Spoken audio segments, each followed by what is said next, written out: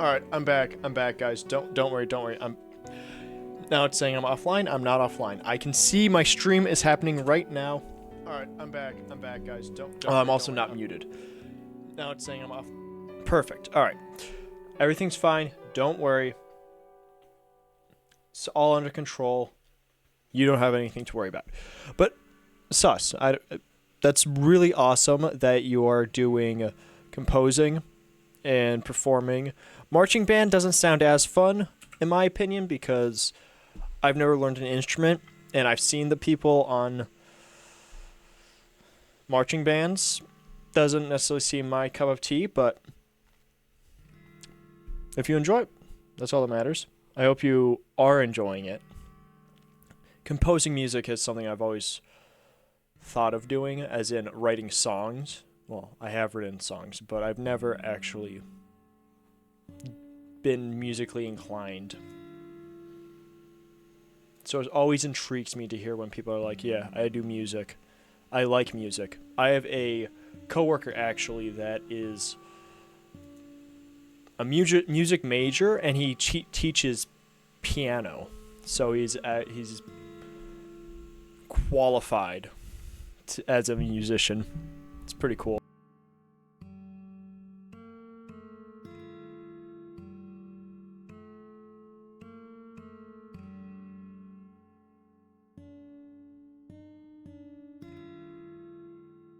On one so far, so we're going to be traveling with the football team. So is it you're the band for your team? For your football team? That's cool. That's cool. Do you enjoy it? Or are you doing it because it's extra cred? Also, how's everyone's looking up for Thanksgiving? Are people going home? Are people home? Are they going traveling? Are you guys on an airplane right now flying to Las Vegas to spend the weekend with your family, gambling away your life savings? That's dope that you enjoy it. Well, that's definitely a reason to be busy. I'm sure keeping up with band practice, music practice. Do you think I'm in high school? No, I know you're not in high school, but I know other people in my chat are in high school. I know you're in college. University. It's basically just Fortnite. You're just playing at Fortnite. It's a long-term Fortnite game. My friends have recently been talking about Fortnite a lot because of them playing Fortnite. So besides that reason that they play Fortnite, I've been hearing a lot of Fortnite talk. My one friend always holds it over me that you see the anime figure right here on screen, the joke of her being on fire by Cat. She is this is a concept of an actual skin that came into Fortnite. And he always points it out. Like, oh, Jimmy's just salty that he missed out on this skin. This skin was a tier 100 reward for a battle pass in, I think, 2021. The only skin I wish I got was the Jason Momoa skin. Aquaman skin, that is. And that one was also a tier 100 reward, if I'm not mistaken. Class gives it credit. That makes sense. I mean, yeah, that makes sense. I mean, Twitch also carries a credit in I have money. No, I don't have money. I don't make money off of this, guys. Guys, this apple was paid for by some Romanian citizen. No, I wouldn't do that. I took it off some homeless guy.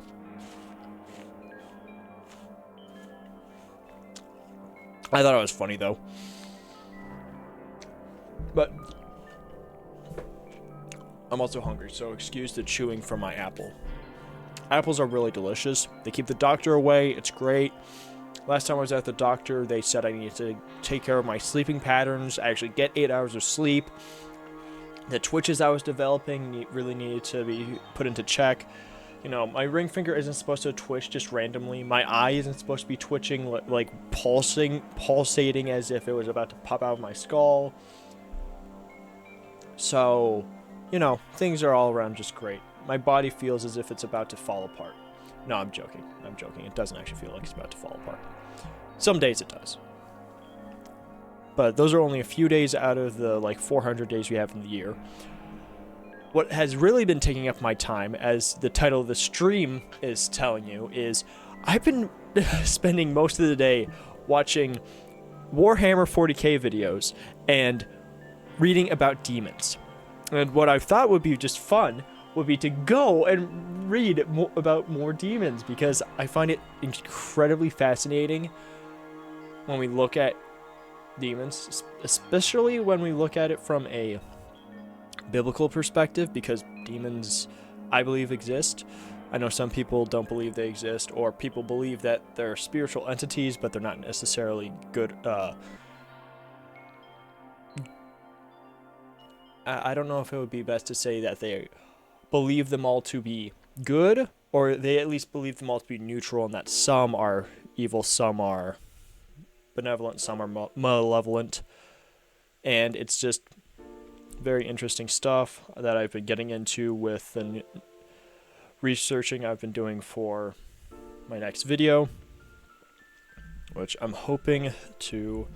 I'm conflicted on how I want to discuss it in class, in chat, on stream, because it's a topic that I'm still trying to figure out the best way I want to talk about it and talk about it to you guys.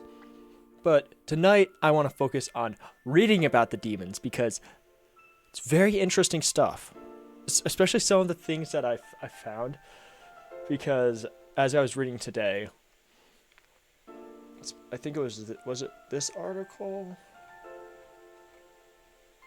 No, it was not. Well, wait, what was the article I had? I didn't hear you say anything about Warhammer. Oh, I've just been watching a lot of Warhammer 40k videos today. Not Warhammer, Total War Warhammer. Warhammer 40k. So, different Warhammer. I call them both Warhammer, so in my head I know the difference. But as soon as you said Warhammer, I was like, oh, he's probably thinking of the other Warhammer. Not the Warhammer I was thinking. Boo. Yeah, see? I prefer Warhammer 40k, but Total Warhammer is I enjoy the game, is a lot of fun. I recently went back and tried to play the campaign I was doing. Duck, I forgot what I was doing, and I realized how much of an idiot I was to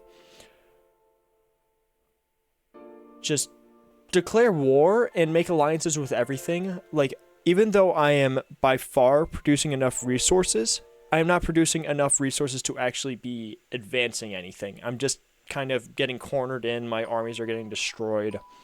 So I think we're going to pull a quick rewrite, a quick tachyon, and just start a new campaign.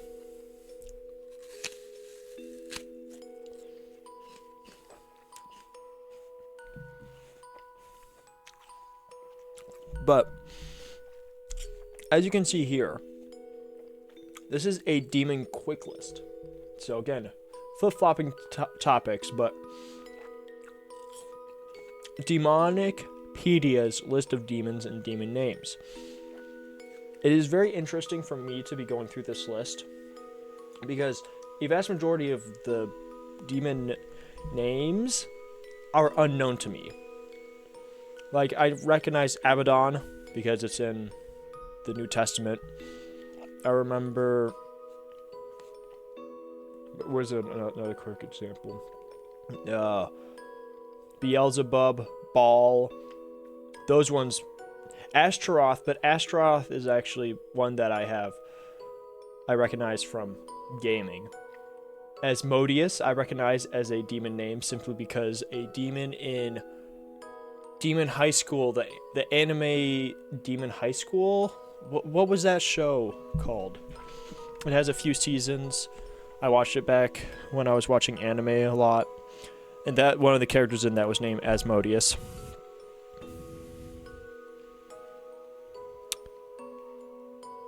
But a lot of these... Astartes is apparently a demon name. Or Astarte? Astarte. Oh, wait, where's the best one? There was one up here.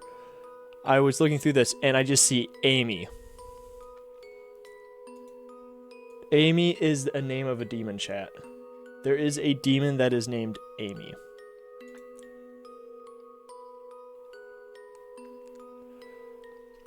That makes me rethink everything I know about Amy's. I only know, I think, one Amy in my life. Apparently was one of the 72 spirits of Solomon from the Lesser Keys. So that's very interesting. Also, great to know that he'll just trade knowledge for the human souls. So he's right on par for what a demon is, but he is the name of Amy.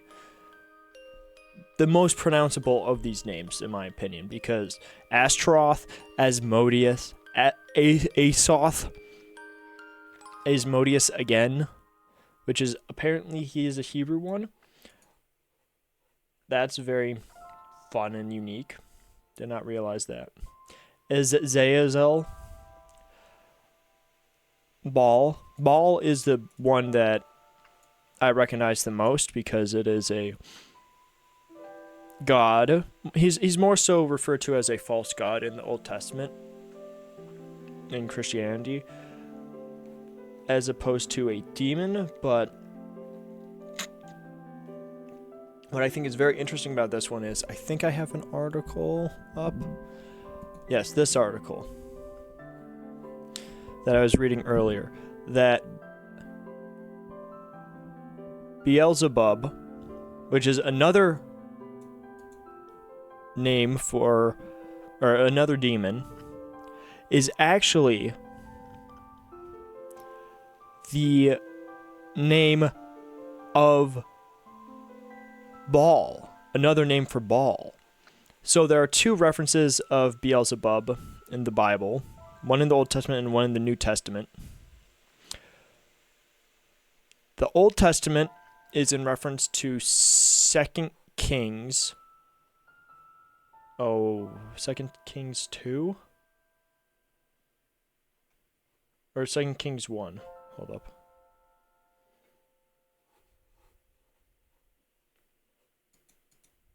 I don't know what tab I just closed out, but that was not meant to be closed out.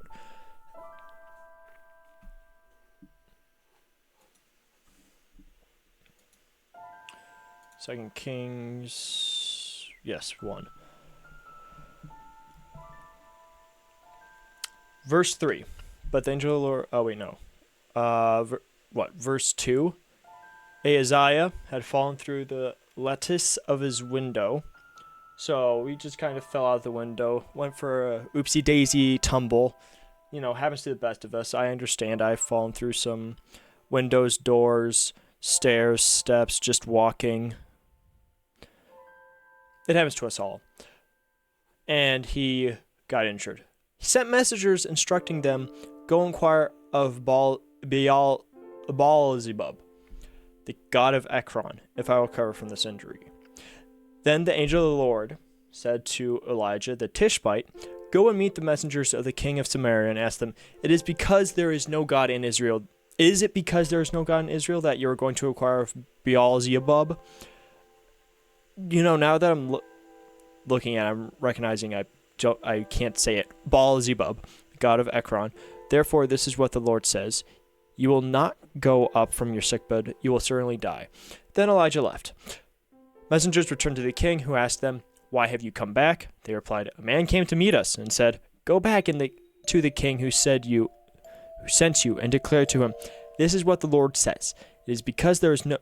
Oh, why do I keep mispronouncing? You know, this is really showing that I can't read.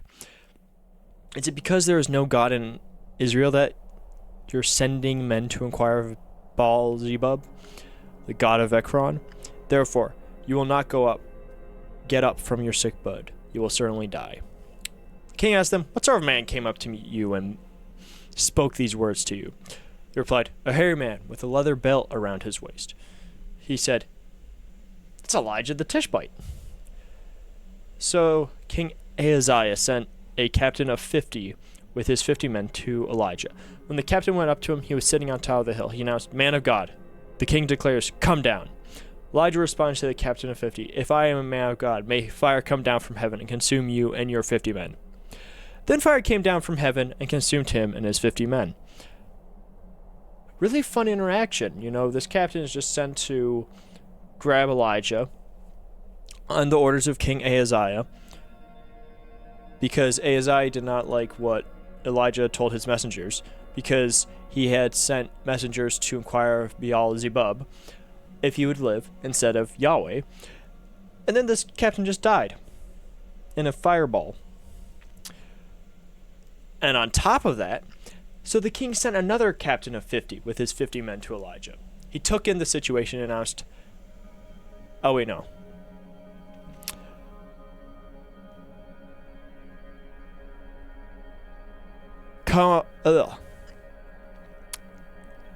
Man of God, this is what the king says. Come down immediately. He just sent him to say one more word? Elijah responded, "If I am a man of God, may fire come down from heaven and consume you and your 50 men." So divine fire came down from heaven and consumed him and his 50 men. That didn't go well for that guy. Then the king sent a third captain of 50 with his 50 men. The third captain of 50 went up and fell on his knees in front of Elijah and begged him, "Man of God, please let my life and the lives of these 50 servants of yours be precious in your sight. Already fires come down from heavens and consumed the first two captains of 50 with their 50s, but this time let my life be precious in your sight." The angel of the Lord said to Elijah, "Go down with him, don't be afraid of him." So he got up and went down with him to the king. I can only imagine that this third captain was sitting there on like another hill or maybe a wall of the palace, and within eyeshot he saw the two previous captains with their 50 men go up to Elijah, say, "Yo dude, come down," and "Yo dude, come down now." And then immediately after that, Elijah said, "If I'm a man of God, you'll be burned up." And he saw fire come down from the heavens, and he's like, well, shoot, I'm going to be asked next. That's not going to be good for me or my men. Hopefully he has pity on me. He has mercy on me. So that's a very interesting moment in my opinion, because Elijah is just chilly like, "I'm a man of God. If so, may fire rain down from heaven." It also shows the crazy amount of power that the prophets of the Old Testament carried. It's very interesting to me.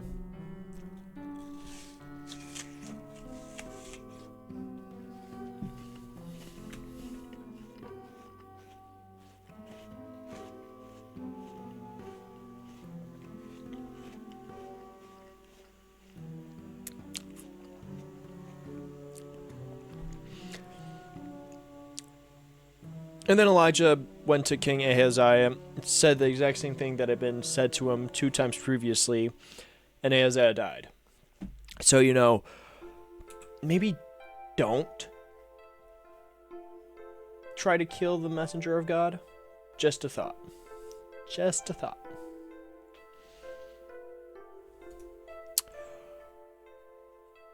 But going back to this list, I think it's very interesting to take in some of the other names. Like, what initially got me on this thread of demons was in my research on astrology, New Ageism, and psychics, witches, witchcraft, and all that. I was thinking of a good way to introduce that video for when I finally make that video and release it. Well, I'm in process of making it, but a good way to intro it. It just popped in my head to start the video with me saying, where'd it go? Oh, he's down here. Oh, nope. Wait, what the? Oh, here he is. Baphomet. worshipped as Satan. Baphomet, for those unaware, is this little goat guy with very voluptuous pecs. It's very disturbing to see this image, in my opinion, as with I think most people should be. And what's very interesting about Baphomet is that he's a pagan or Gnostic idol. You know, pretty self-explanatory. A lot of these gods that were worshipped, these idols, these deities were made up, which I question if they were made up because they ran into them, like they are actual demons, or if they were just made up because people had a bad trip of mushrooms, which also theoretically can lead you to interact with the spiritual realm. That's getting into a whole nother can of worms that I haven't done research into, so I'm not going to talk about today. But what's very interesting about this is he's first mentioned in a 1098 letter, Anselm of Brabant, describing the siege of Antioch during the First Crusade. So this was, Templars, Knights, woohoo, burn the heretic type of stuff. Anselm stated that the Turks called loudly upon Baphomet, which most scholars believe to be a word referring to Muhammad. And then in 1307, Philip IV of France had every Templar in France arrested, accused them of such heretical acts as idolatrous worship of a bearded male head called Baphomet. And by the 19th century, the Freemasons had also been falsely said to worship Baphomet. I think what's very interesting about this article that I'm reading is it says accusing the Templars of such heretical acts, but then saying the Freemasons were falsely said to be worshiping Baphomet. So that's a little interesting narrative tangent there, because so you're saying that the Freemasons, which from my understanding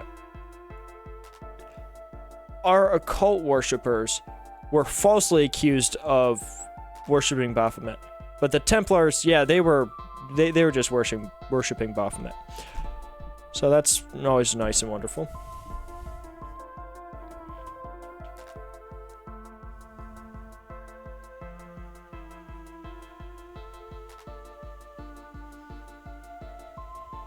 But yeah, so he's kind of more, Baphomet specifically is the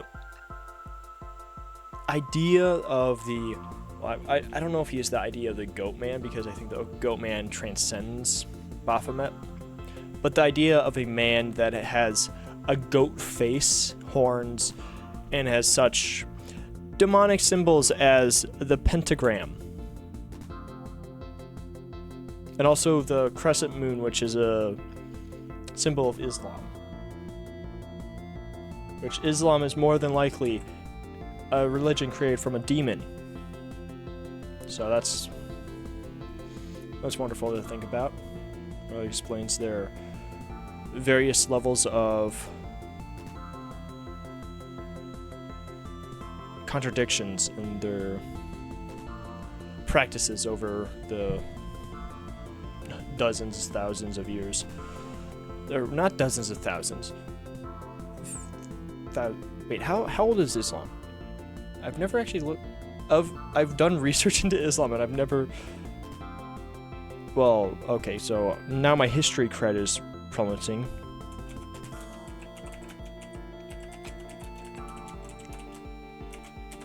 I'm assuming it started.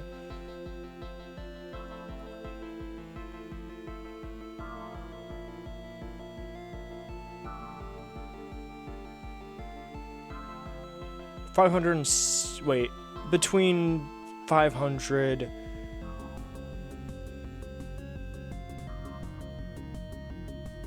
or maybe 680. That's a few hundred years after Christianity.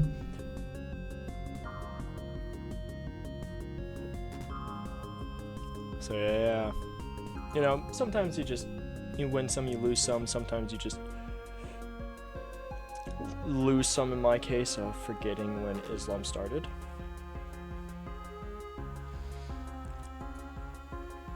The next demon that I want to talk about is I can say it correctly in my head. I can't say it out loud. Abaddon the Destroyer, or Apollyon. Apollyon is best known to me as appearing in Revelations, but he's also mentioned in Job, Psalms, Proverbs, in the Old Testament. But what I find very interesting about, I'm going to call him Apollyon. It's easier for me to say than Abaddon, or Abdomen.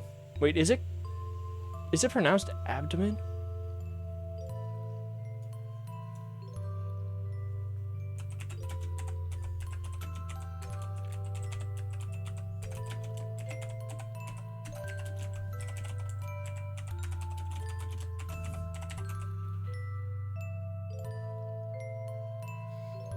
It bothers you that the box of cheese crackers has moved?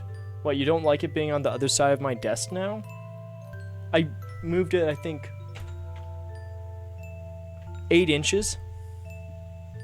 And yes, that is still the same box of... No, it's actually a new box. It is actually a new box. Still, it's been there a long time, but it is a new box.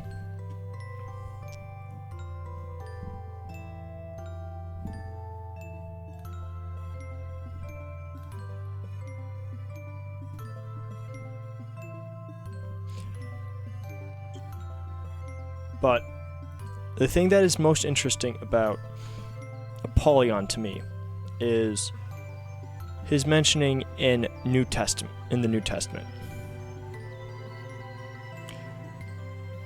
He's the angel of the abyss and king of tormenting locusts. What sticker is on your mic? It's a sticker of Virginia. I don't know. Wait, no. Let's see if I do it with this. No, not really.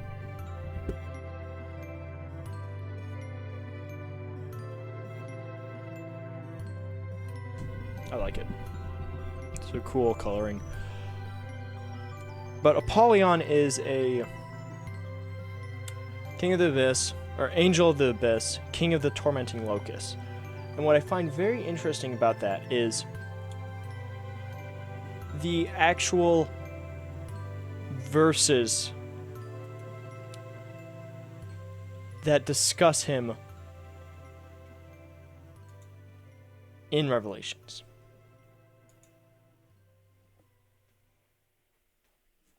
Is King James, Revelation 12:9. So, King James is a translation of the Bible into English. Revelations is a book of the New Testament, the final book of the New Testament. 12 is the chapter, and 9 is the verse. So the Bible is divided into 66 books. There are 49 in the Old Testament, 27 in the New.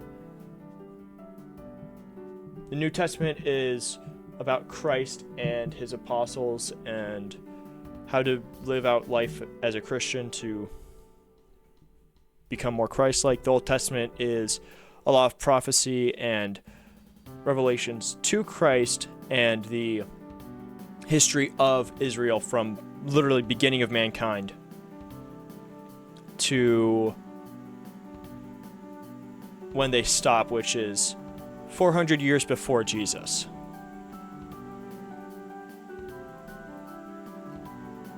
And there's a whole bunch of stuff. Like, if you were looking at the Bible as just a pure historical book, the Old Testament is so full of so many interesting stories and tales and just crazy wackadoodle events that happen. It's really it's interesting and entertaining to read. You'll definitely forget. Hey, at least I could help.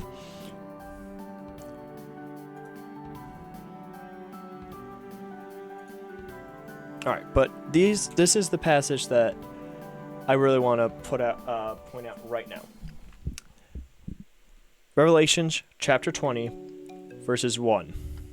Then I saw an angel coming down from heaven with the key to the abyss and a great chain in his hand. He seized the dragon, the ancient serpent,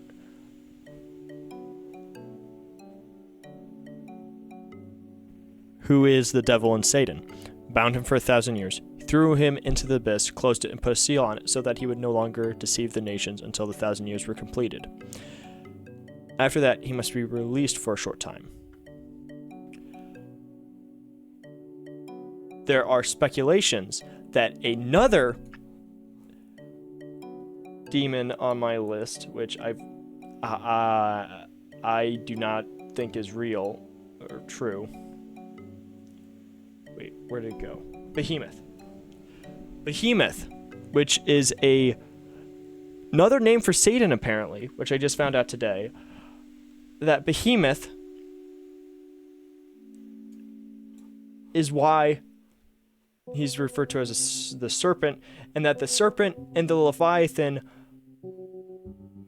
or Behemoth and the Leviathan, are both mentioned in Job, and that the Behemoth is a massive snake that fights Leviathan, which is speculated to be a hippopotamus, which I think is complete and utter shenanigans. Doesn't make any sense. Behemoth, no.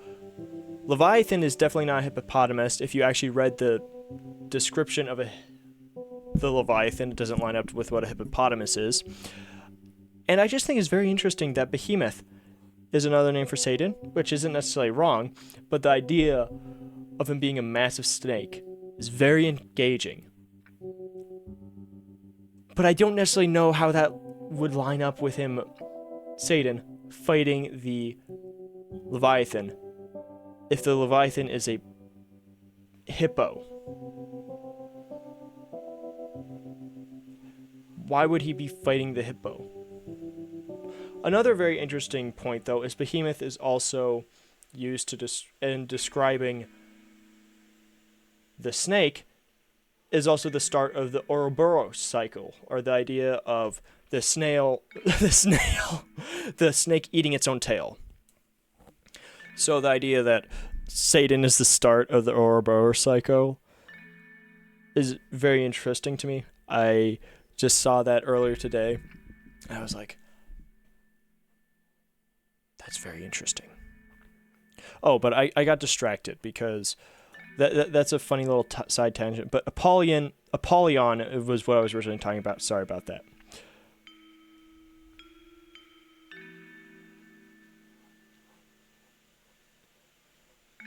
But Apollyon in Revelations 9.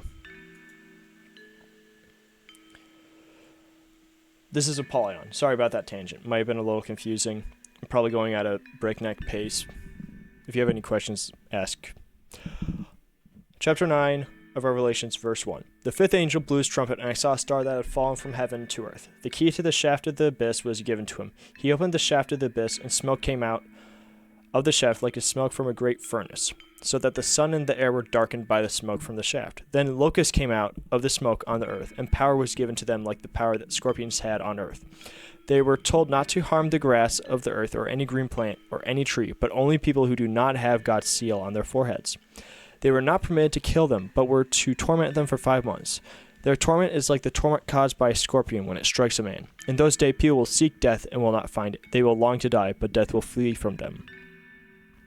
The appearance of the locusts was like horses equipped for battle. Something like gold crowns were on their head. Their faces were like men's faces. They had hair like women's hair. Their teeth were like lions' teeth. They had chests like iron breastplates. The sound of their wings was like the sound of chariots with many horses rushing into battle. And they had tails with stingers like scorpions, so that with their tails they had the power to harm people for 5 months. They had as their king the angel of the abyss, his name in Hebrew being Abdon, and in Greek he had the name Apollyon. The first woe has passed. There are still 2 more woes to come after this. I was reading this section earlier in my research because I was looking into Apollyon.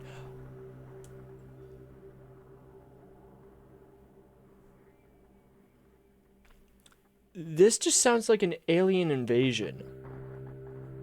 This is something falling from the sky. A shaft that releases a great smoke that covers the sky, darkens it. And then these crazy locust monsters that have faces like men, chests of like iron breastplates, and wings that sound like a chariot. That just sounds like a really terrifying alien invasion. Specifically, they were like scorpions, which is very interesting to me. Because I've never been stung by a scorpion. I now have a partial interest to see how that feels like. But at the same time, I'm pretty sure that would be painful. But I have been stung by wasps and bees, so I think I'll get over it. Still just very interesting. Like, I've been rereading the Bible a lot recently, and Revelation specifically. There are verses that seem to indicate, is there one Satan? Satan is the angel that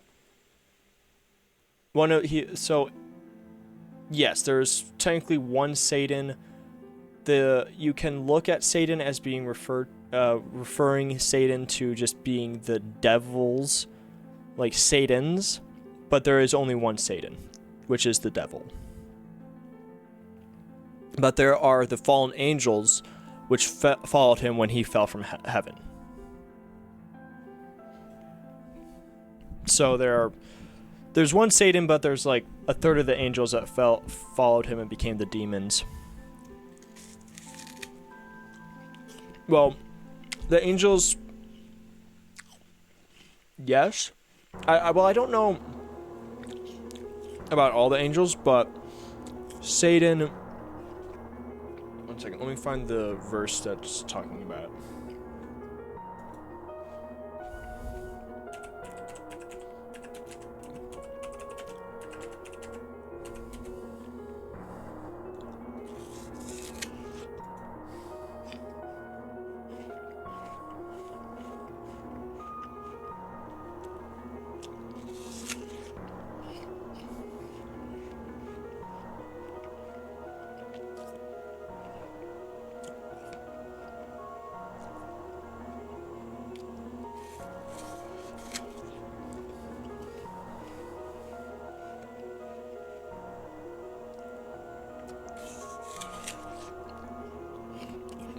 Where's the verse I'm looking for? The Bible mainly refers to Satan as the devil, Satan, or the serpent, because in the Garden of Eden, Eve was tempted by a serpent, which is then theorized to also be Behemoth, which, as I said earlier, is a giant snake that is possibly the origins of the Ouroboros. And then just crazy weird thought that maybe the serpent in the garden wasn't just a small garden snake, but a massive 30-foot long monster.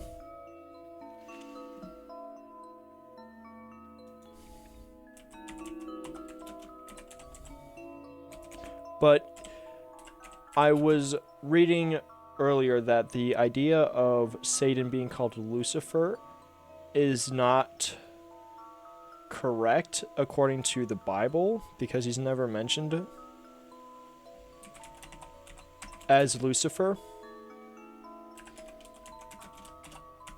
But you would also know of Satan as that. Like, I'm sure you've probably heard of the show Lucifer.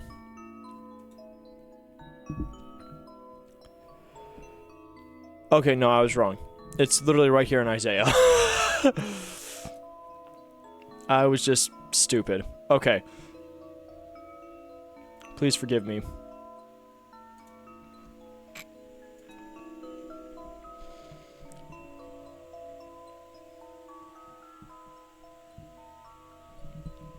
But it does look like it depends on the version. Or hold up. Because with the Bible there are different versions that are translated from English.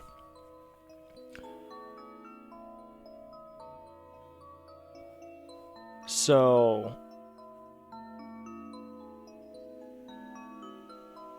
in verse 12 of Isaiah, what is this? Isaiah 14 verse 12.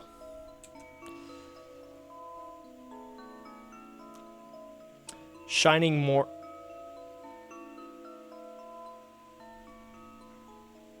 Okay, maybe some better context. This section is Israel talking to Isaiah. Did I say Israel? It's God talking to Isaiah. It's telling him about the king of Babylon, which is yet another term for Satan. It gets very confusing if you don't know what you're if you haven't been if you're not really familiar with the different terms for Satan. But when the Lord gives you rest from your pain, torment, and the hard labor you were forced to do, you will sing this song of contempt about the king of Babylon and say, how the oppressor has quieted down and how the raging has become quiet. The Lord has broken the staff of the wicked, the scepter of the rulers. It struck the people in anger with unceasing blows. It subdued the nations in rage with relentless persecution. All the earth is calm and at rest. People shout with a ringing cry. Even the cypresses and the cedars of Lebanon rejoice over you. Since you have been laid low, no woodcutter has come against us. Sheol below is eager to greet your coming. He stirs up the spirits of the departed for you, all the rulers of the earth. He makes all the kings of the nations rise from their thrones. They all respond to you, saying, you too have become as weak as we are. You have become like us. Your splendor has been brought down to Sheol, along with the music of your harps. Maggots are spread out under you, and worms cover you. Shining morning star, how you have fallen from the heavens, you destroyer of nations. You have been cut down to the ground. You say to yourself, I will ascend to the heavens. I will set up my throne above the stars of God. I will sit on the mount of the God's assembly, in the remotest part of the north. I will ascend above the highest clouds. I will make myself like the Most High. But you will be brought down to Sheol, into the deepest regions of the pit. Those who see you will stare at you. They will look closely at you. Is this the man who caused the earth to tremble, who shook the kingdoms, who turned the world into a wilderness, who destroyed its cities, and would not release the prisoners to return home? All the kings of the nations lie in splendor, each in his own tomb, but you are thrown out without a grave, like a worthless branch, covered by those slain with the sword, and dumped into a rocky pit like a trampled corpse. You will not join them in burial, because you destroyed your land and slaughtered your own people. The offspring of evildoers will never be remembered. Prepare a place of slaughter for his sons, because of the iniquity of their fathers they will never rise up to possess a land or fill up the surface of the earth with cities.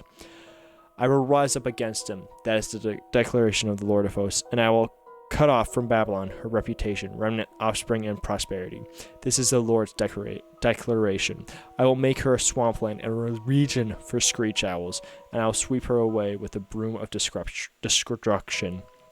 This is the declaration of the Lord of hosts. I talk very fast, don't I? Everyone in chat that thinks I talk very fast, say I.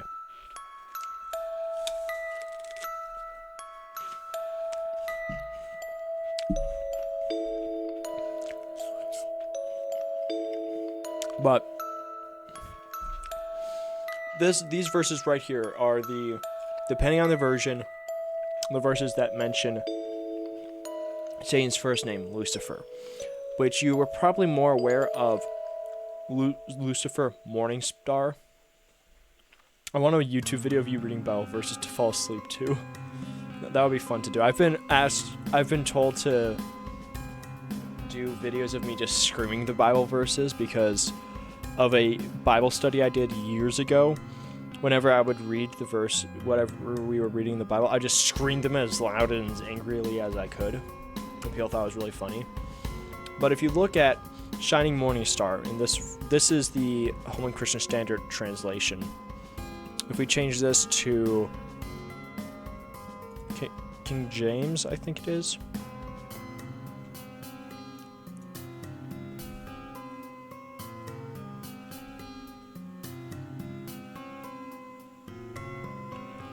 How art thou fallen from heaven, O Lucifer, son of the morning? How thou cut down to the ground, which didst weaken the nations. Here you can see he is called Lucifer. So depending on your version of the Bible, the New Testament, or version of the Bible, this is the Old Testament, you will see him called Lucifer, which is the idea of, or that is where the idea of Lucifer being the name of Satan when he was an angel before he fell down from heaven. Because if you are probably unaware, but Satan is Satan simply because he tried to overthrow God and become God above God, as it was just explained. Like this passage is kind of the main origin story for Satan, that he was the morning star. He was considered a beautiful angel. He was one of the 3 head angels, that being Lucifer, Gabriel, and Michael, which those 2 weren't mentioned in this, but it's mentioned in other verses. The archangel Michael and Gabriel. Is God a dictator? No. But God is the most holy. God is literally called the holy. The idea of God is that he is the utmost. He is the creator of everything we have.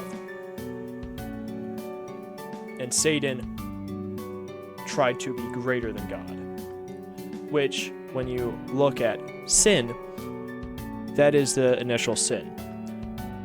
People trying to be greater than God and trying to be God of their own lives, which is also tied into astrology and pagan practices of the sort, of New Ageism, like New Age religion, is that it is a self-centered beliefs and practices that are trying to reach enlightenment and reach a... Is it possible to be greater than God? If you believe in God of the Bible, in the Christian God, in Yahweh, no, you can't be greater than God. That is straight up nonsense. If you believe in a different God or a different religion, that might be possible, especially with how New Ageism works. It's possible. There's the idea of in New Ageism that you are a God that you chose to live here on earth because you wanted to teach yourself a lesson, and that you have to become greater and holier just by yourself, and in a sense that you are this God that came down and chose to be a human, chose to put yourself through suffering and, in a sense, to reach enlightenment. Kind of the idea of Buddhism, but in astrology, New Ageism, it's more of a belief that you chose this instead of karma did this to you because you were either good or bad in your previous life. All the while, there's still being reincarnation in New Ageism, that you are still here because you have failed to reach that enlightened state. It's all very interesting stuff, but the main takeaway from it is that you are trying to achieve that. You're trying to achieve perfection by self-focus, by your narcissistic pursuit of bettering yourself. You are trying to become a better person by your power. You are trying to enlighten yourself of the worlds, of the greater mysticisms that be by yourself. And what's especially dangerous about that is when you get into spirit guides and talking with ghosts, because ghosts don't exist, except for that one passage. in 1 Samuel, when Solomon talks to Samuel as a ghost. But then every other verse in the Bible that talks about ghosts says you can't do that. So I don't know. I don't know exactly if... Okay, so to be the most realistic, when I look at the New Testament and I look at the Bible and the verses that talk about communing with ghosts and spirits, there are a multitude of verses that are in the Old Testament and the New Testament that do not try to commune with spirits, because all spirits that do not proclaim Christ is Lord, that God is Christ and Christ is God, is of the devil, and is a spirit that is trying to lead you astray from the truth, which is God. So it's just against the rules for ghosts to exist. That's what I'm trying to get at, is I'm not quite sure. The way that it's posited in the Bible, I'll pull up some verses to...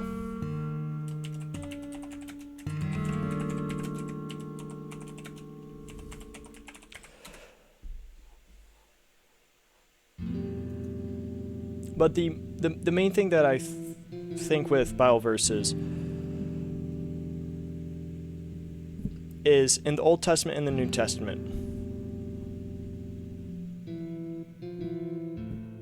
is that it is not against the rules to be a ghost, but that when you die, you either go to heaven or hell. And that once you are there, you cannot communicate with the world that we live in. And that's very interesting. Because obviously, a lot of people think of ghosts as, well, if you die, there's the idea of ghosts are people that have unfinished business that they need to get to, which I'll discuss a little bit more of when I talk about some of the things that first got me into this.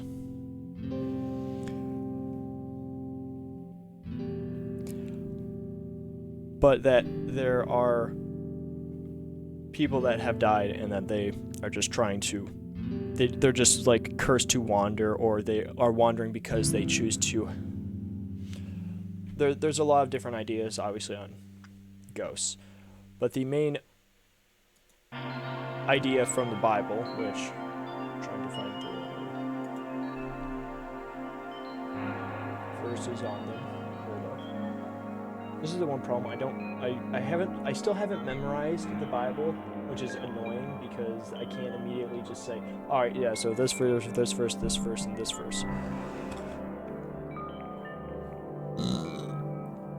That's what you're looking for. So that's the only part.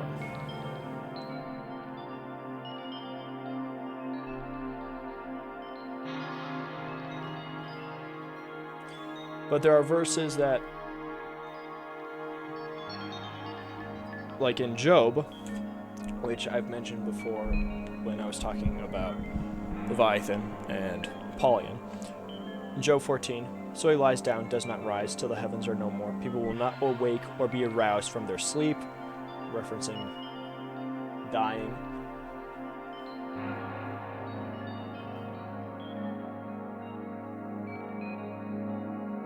You've memorized all of the Elden Ring lore. You've memorized every single wiki page that exists of the Elden Ring. That is amazing.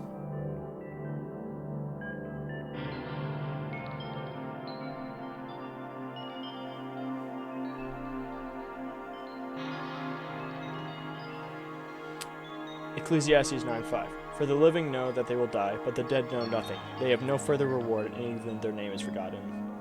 Very disheartening.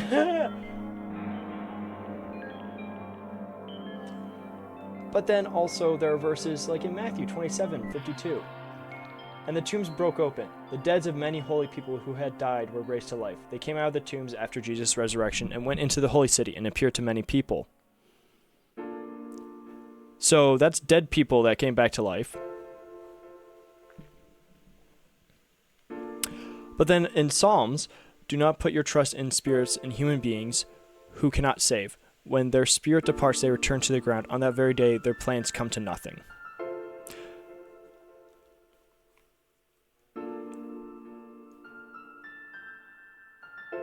Yeah, there's some very interesting stuff that is... I don't... Have you ever watched a Vati video? I don't think so. I don't believe so. But also, I would argue that there's... Well, actually, I can't necessarily argue that there's more words and letters in the Bible, because I don't know how much lore there is, like, written in Elden Ring, and then how much lore has just been written outside of Elden Ring. But what I think is the main takeaway from the verses, and I'm saying this very liberally right now, is that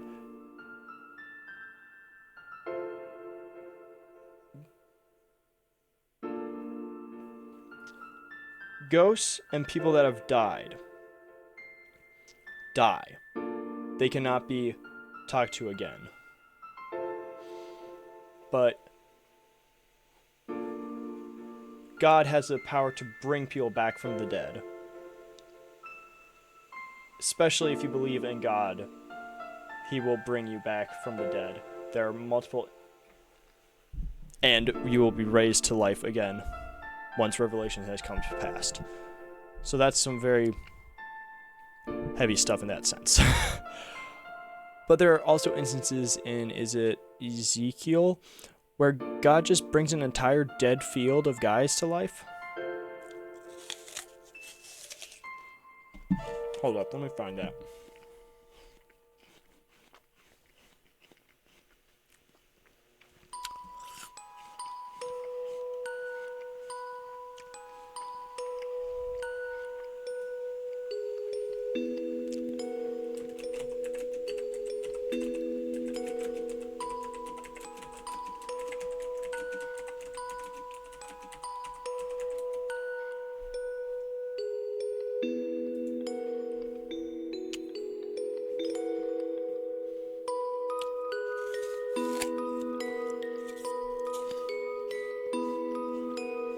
Yeah, I don't think I've ever watched this.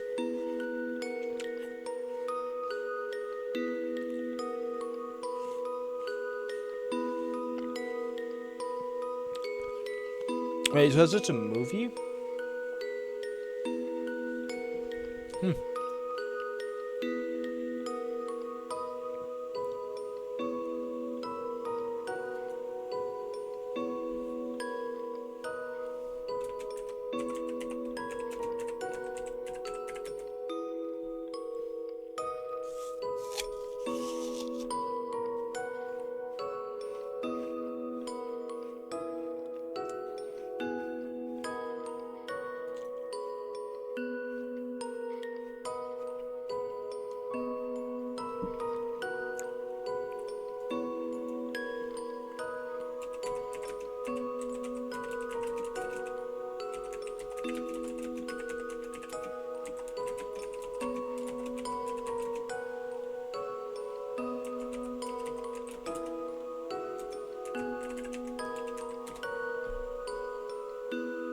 Well, of course that isn't in Lee chess. Why did it put...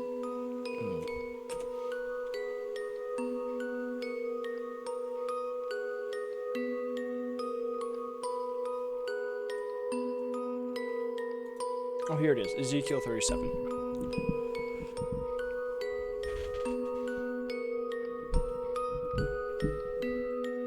Alright, so this is NIV. I'm not going to change it just yet.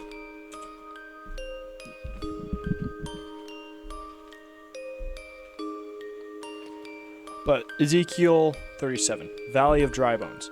The hand of the Lord was on me, and He brought me out by the Spirit of the Lord and set me in the middle of a valley. It was full of bones. He led me back and forth among them, and I saw a great many bones on the floor of the valley, bones that were very dry. He asked me, Son of man, can these bones live? I said, Sovereign Lord, you alone know.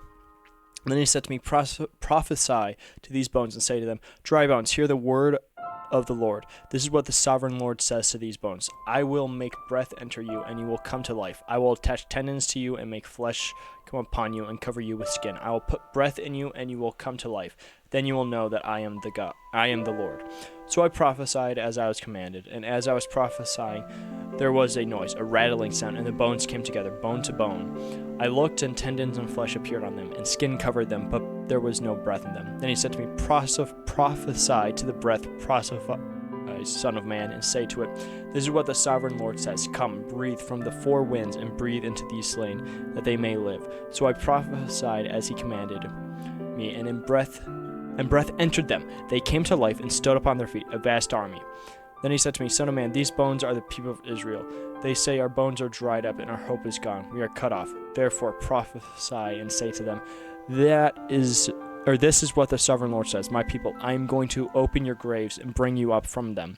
I will bring you back to the land of Israel. Then you, my people, will know that I am the Lord. When I open your graves and bring you up from them, I will put my spirit in you, and you will live, and I will settle you in your own land.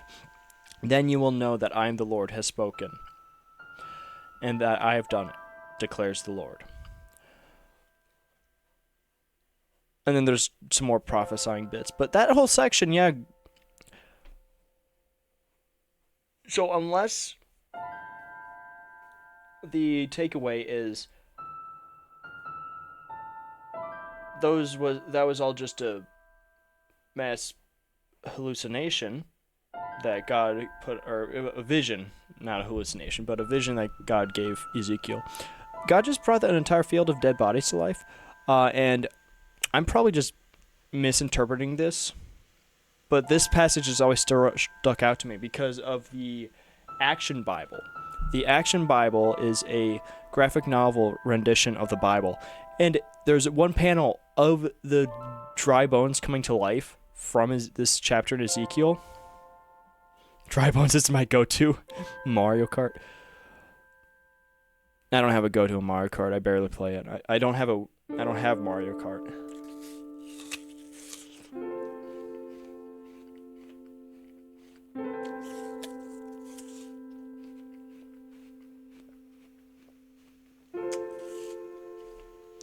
But still,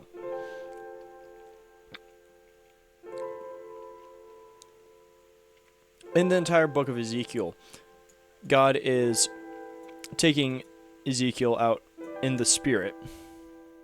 So, if we're looking at it from just that, I guess the idea is that he's in the spirit, so this isn't actually happening. But at the same time, I can't tell if it isn't happening or not. It's a very interesting stuff that I need to do more research, especially for Ezekiel, because Ezekiel has a lot of stuff that happens that is like bonkers, like crazy bonkers as well. It's a book that is often overlooked because Isaiah is generally the more popular prophet book.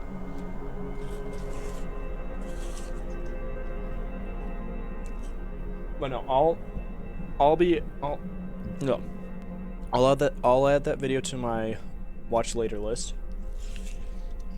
I've watched some pretty good lore breakdown videos already, so I have a pretty good understanding, but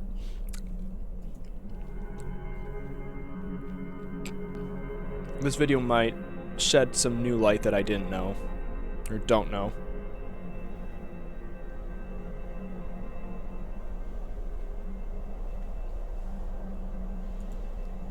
We'll find out, I guess.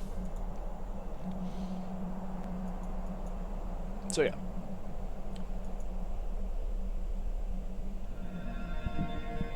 And then there's this passage in 1 Samuel where Saul wanted to consult Samuel, who was dead. Now Samuel was dead, and all Israel had mourned for him and buried him in his own town of Raham. Saul had expelled the mediums and the spiritualists from the land. Philistine. Oh, this is a terrible version. What version is this?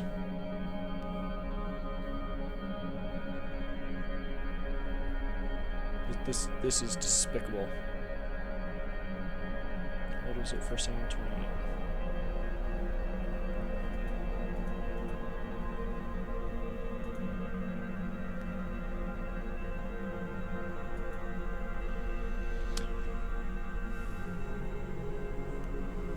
By the time Samuel had died, and all the Israel...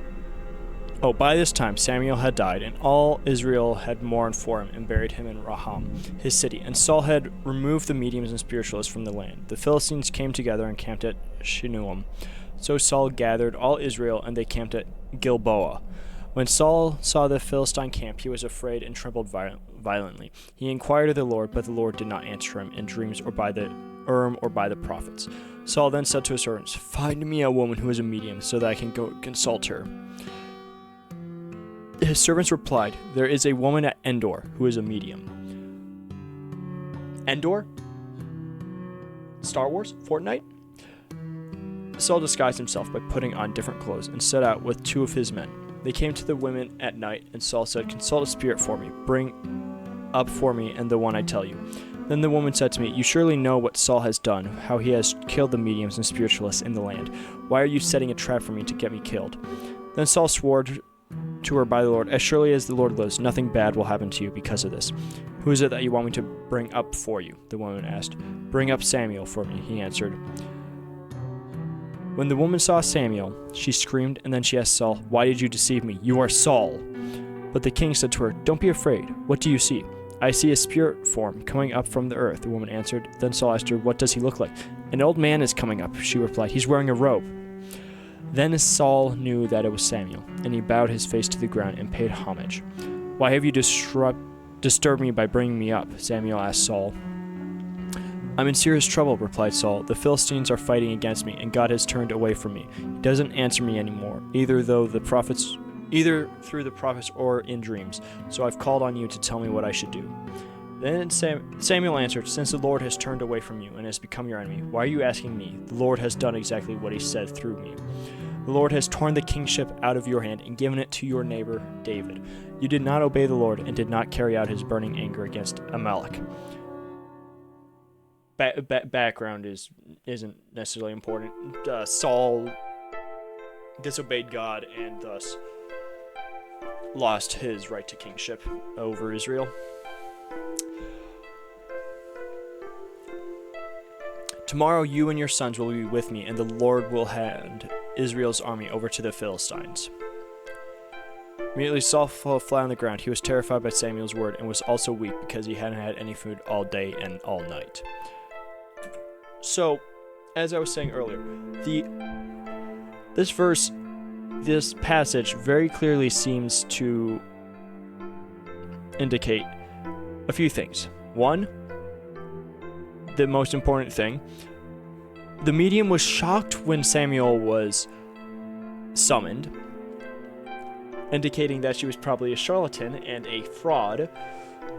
Two, Samuel was summoned, which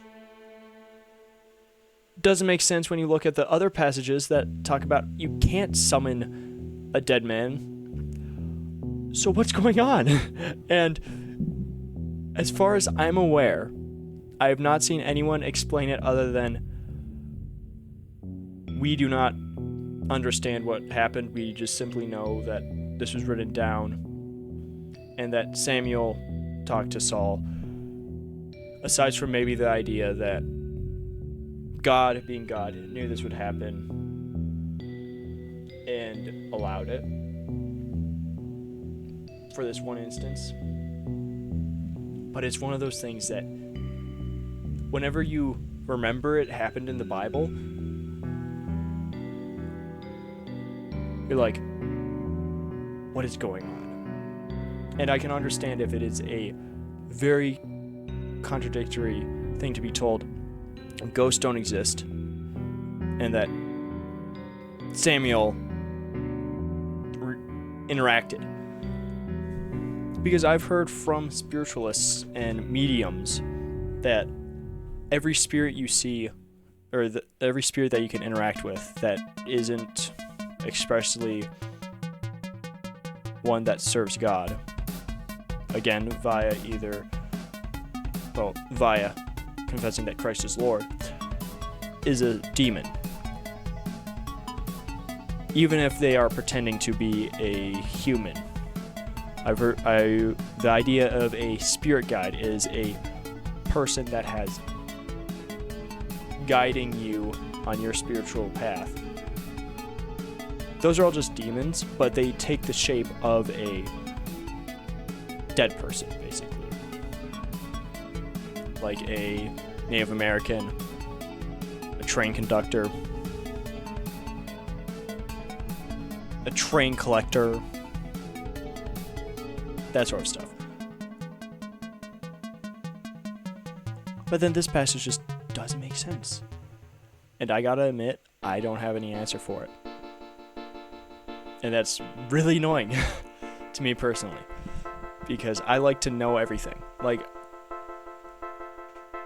I mainly watch lore videos on YouTube, or videos discussing theology, or the next demon I'm going to be talking about in a minute. And then to have passages like this that everything else that the Bible is stating states that, yeah, there's just... You don't talk to dead people, they're demons. Which I believe because I've heard testimonies of people that say that are like, yeah, every spirit that you interact with, again, unless they confess Christ as Lord, is a demon. But then there's this passage in the Bible that talks about Saul consulting a medium, and the medium summoning Samuel.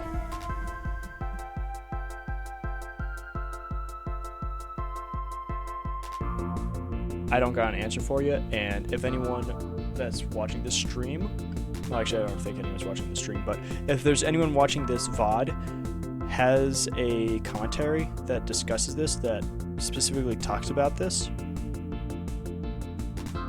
I'd like to be inclined, I'd like to know that, because I have mainly just stuck to biblical study, as in I'm studying verses about spirituality, and the spiritual aspect, or the aspect of mediums and psychics. I haven't done that many commentary researches, but in the Bible, it's yeah, it's a lot of fun. But the final demon that I want to talk about is the most interesting one to me because of a few reasons. Lilith. This music doesn't fit. Get out of here.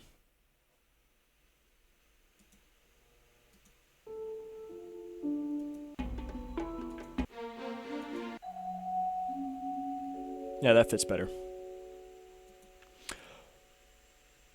Lilith, you might know as the demon from Diablo? I don't know anything about Diablo lore, so I just know that there's a demon called Lilith, and she looks like the general interpretations and such of Lilith.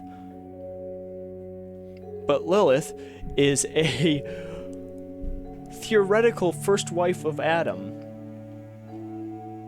based off of the account of creation in Genesis 1, and then the second account of man's creation in Genesis 2, and that the Genesis 1 is talking about a different Lilith.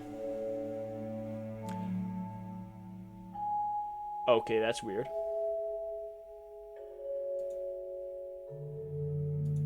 Got this ad. Take a little time for the child within you. Don't be afraid to be young and free.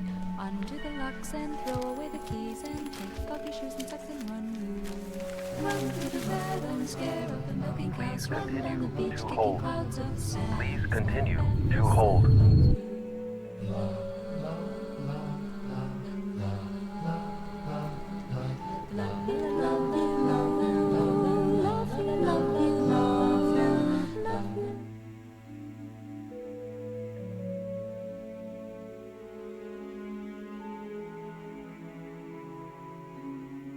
What even was that ad about? What was that ad about? Tangerine?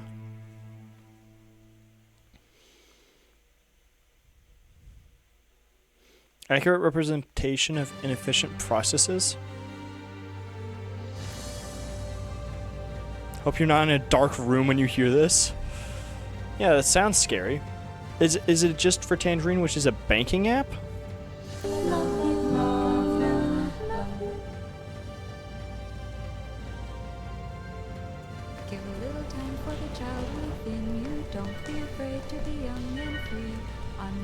locks and throw away the keys and take off your shoes and socks and run loose.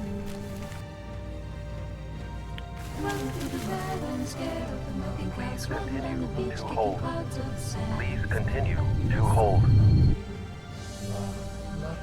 Okay, so they're just getting the idea of you jump through so many hoops.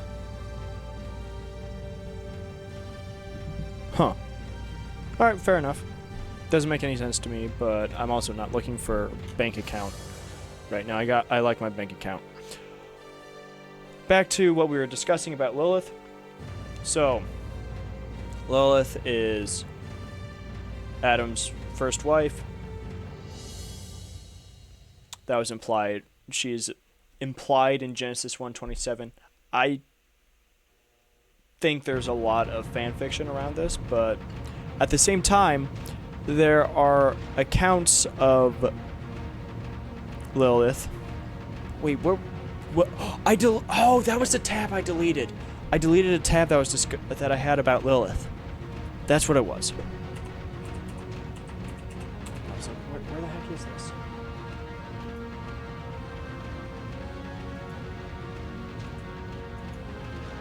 Yeah, but this Lilith. What is this? Diablo? Wait, no, that's not Diablo. Is it?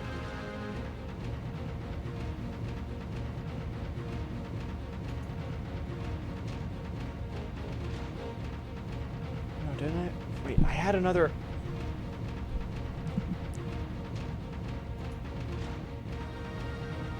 Where? Wait, hold up. Was it this over here?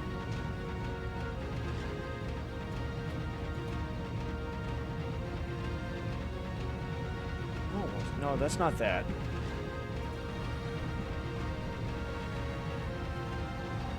Where did it go?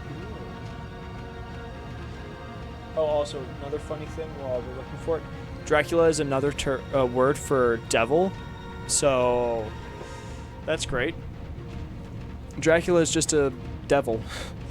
I mean, it lines up with how they suck blood and all that.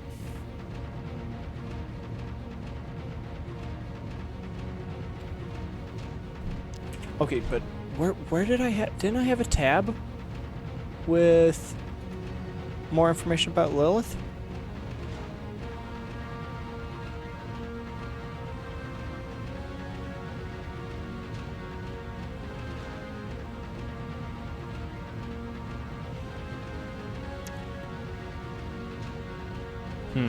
Alright, well, I'll just explain what I read earlier. I can't find where I read it earlier, but... The idea of Lilith is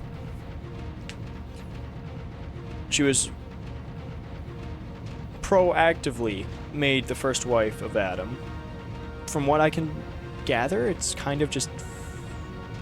This music doesn't fit in either.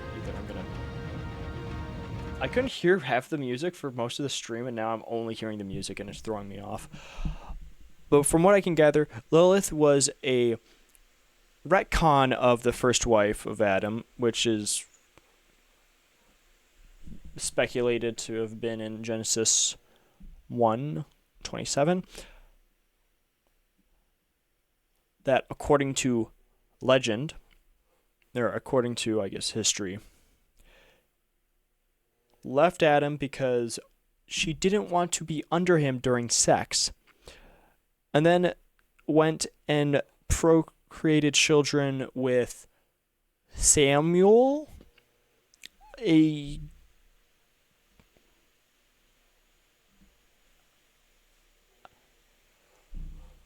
Samuel. It's right there. I think you're supposed to call it Samuel. I'm not quite sure. Apparently, 3 angels tried to get her to return to Adam, but that didn't work. And that Lilith's children are considered to be incubuses, or incubi and succubi. Succubuses and incubuses. You know, the typical idea of a sexual demon that hunts you down and sucks your life force out of you by giving you pleasure. There's been quite a few of those throughout history, and 1 or 2 hentai. But what's very interesting about this is that the idea of this then culminates to that Lilith has domain over newborns because of her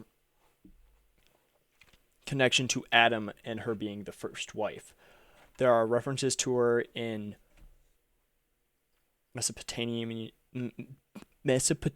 cultures, and there are references to her that are that are trying to ward her off from attacking her children, or attacking these people's children. So to me, it seems very likely that Lilith is probably a demon, probably not Adam's first wife. Be really crazy if it was, though. That would be really crazy. I don't think so, simply because of the way it's worded in Genesis 2 about the creation of Eve. I think that's complete and utter hogwash that Lilith was his first wife. And then Lilith is a demon that has connections to sexual demons, or demons that are just dealing with, like, hey, you, listen to me, I'll give you pleasure, you give me your life, your soul, you get damned to eternity in hell, that sort of stuff. Easy, no shebangs, happens all the time in folklore and culture. And that there is a connection to that in newborns specifically being susceptible to Lilith, either becoming her children and becoming, I guess, possessed by her children. And then she also just doesn't like missionary. Yeah, there's a lot of stuff with Lilith that I've just uncovered recently that I don't really like, especially with the most recent personification of her, aside from her being a demon, is that she's become a feminist icon, according to Jewish women and cults. Yeah, Lilith is considered a feminist figure because she stood up to Adam and rejected him, and then went and slept with a demon. That because she talked back to Adam and then went and became a demon, which according to according to like the original text, I think she flew away, so she also had wings. So I'm really confused about Lilith, and honestly, I'm getting too tired right now. It's almost 10 o'clock to really think about that.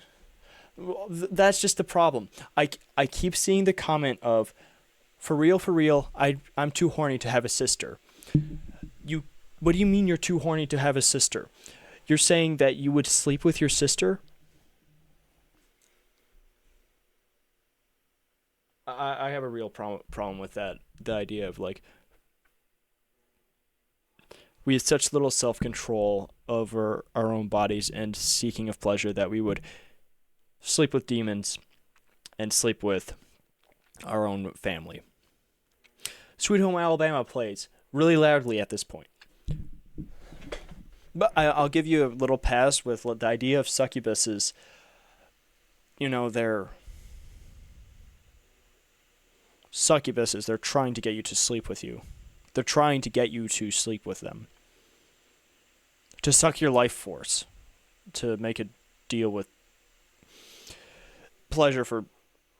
It's basically Slanesh, but Slanesh wants you to have as much pain and torment as possible. See, I knew I would tie it back to Warhammer 40k somehow. I'm really annoyed. There was an entire article I had about Lilith that was discussing this, and I'm going off of memory, and that's why it sounds so terrible right now. Oh, here it is. Found it. Found it.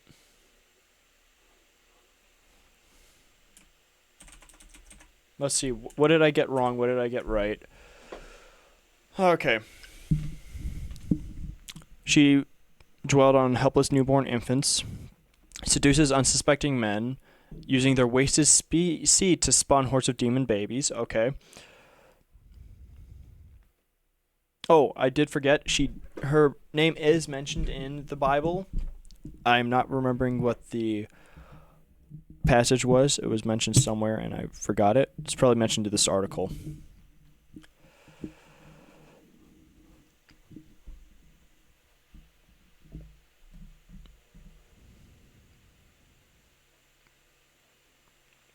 So yeah, I've been having a very fun day with all that, and it's really fun if you ask me.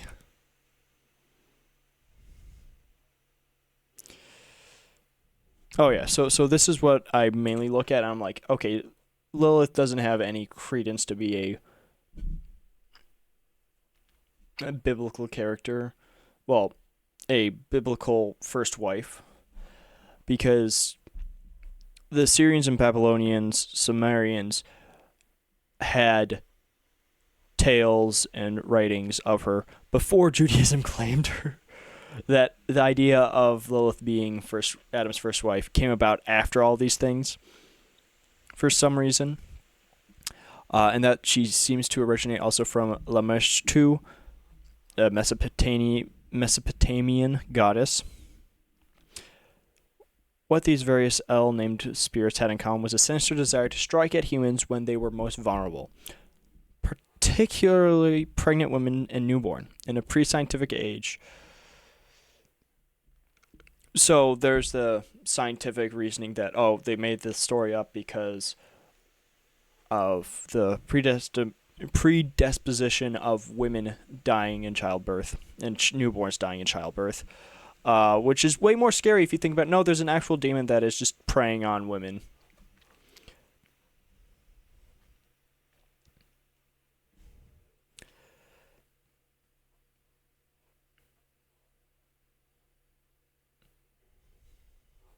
Okay, so Isaiah 34:14 is the passage that discusses it. Isaiah 34.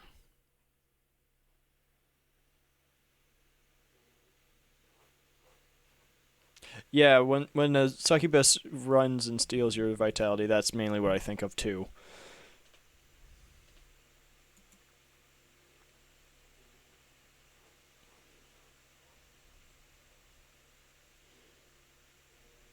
That one's actually wearing a lot more clothing than normal. What was it, Isaiah 14? Oh, 34, 34. 34:14. That's what it was. The desert creatures will meet hyenas, and one wild goat will call to another. Indeed, the screech owl will stay there and will find a resting place for herself. So I know this is discussed later in the article, but the screech owl is another translation of Lilith. So that Lilith is a screech owl, which is all the more funny to think about, that she's a tiny little owl, screech owl that preys on newborns and pregnant women. You got to have a little, as Wendigoon says, you got to have a light heart when you're discussing these very terrifying concepts of demons and demonology and all that, because I believe it's real. And if you are following God, you too should be wary of these things.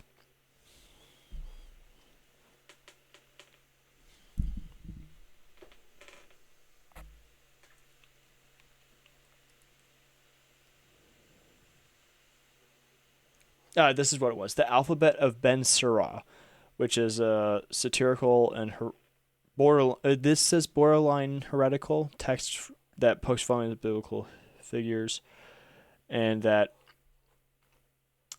Adam was created with Lilith, and yeah, this is what I said earlier, that Lilith didn't want to lie beneath him and didn't want to do missionary. And then she said, she stormed off. stuttered the ineffable name of God, which lines up, and then flew away.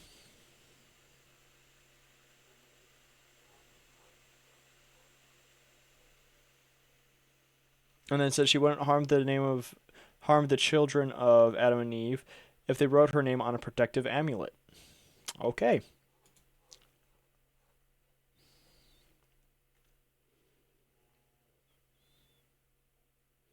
Oh, and here's a 5th, 6th century bowl depicting Lilith, so that's terrifying.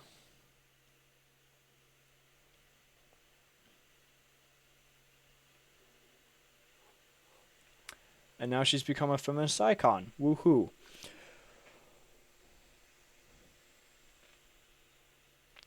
Late 20th century. So, that was just around the corner, basically, in terms of years. Reinterpret the Lilith myth not as a warning against becoming an uncontrollable wanton woman like Adam's first wife, but as a role model for a different kind of female existence. In 1972, the writer and filmmaker Lily Revillin published a groundbreaking article about Lilith. I wonder why she wrote it. Lilith, very similar. In Miss magazine, and the Jewish feminist magazine Jewish feminist magazine, to be specific. Lilith launched in 1976. Self-sufficient women inspired by the women's movement have adopted the Lilith myth as their own, wrote Revillin in the 1998 book Witch of Lilith. They have transformed her into a female symbol for autonomy, sexual choice, and control of one's own destiny.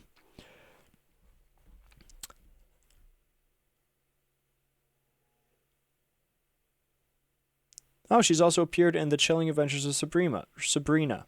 That's nice. Frasier?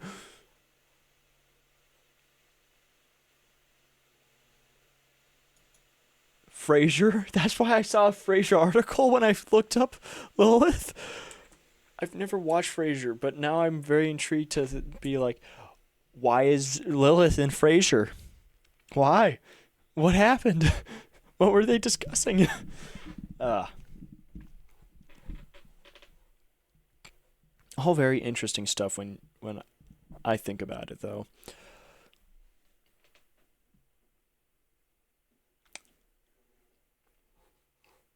Okay, I think I'm going to edit that section into a video. I don't know. Or I might just save that. Really wish I recorded it now. The Lilith, the rant. Okay, so that's more or less everything that I wanted to discuss about the specific demons. But I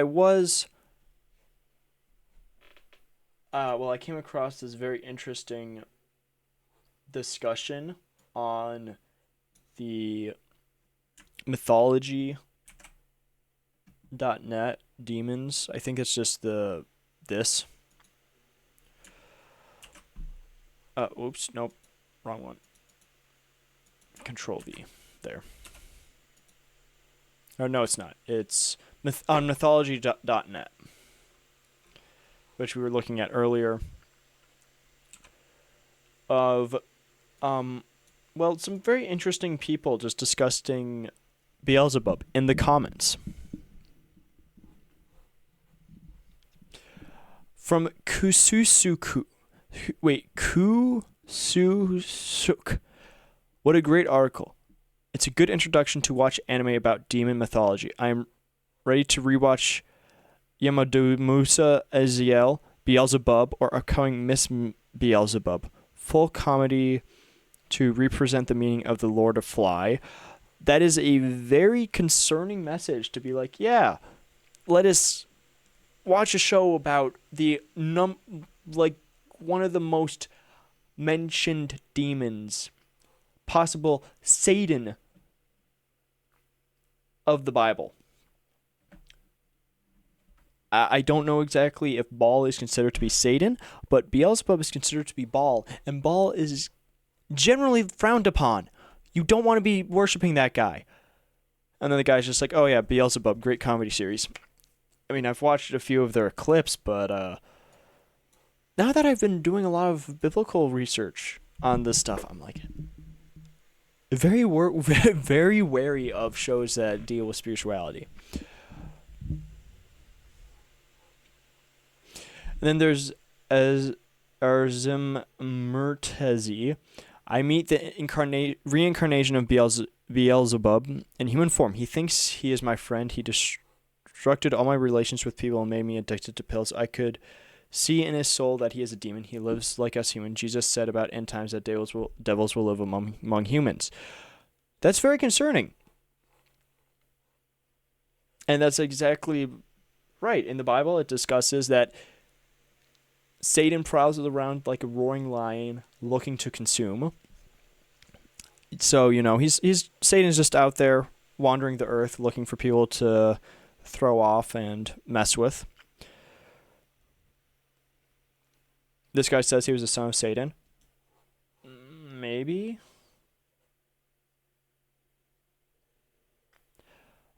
I don't know who Jill Garita Goat Girl is talking to, and Chef Danny.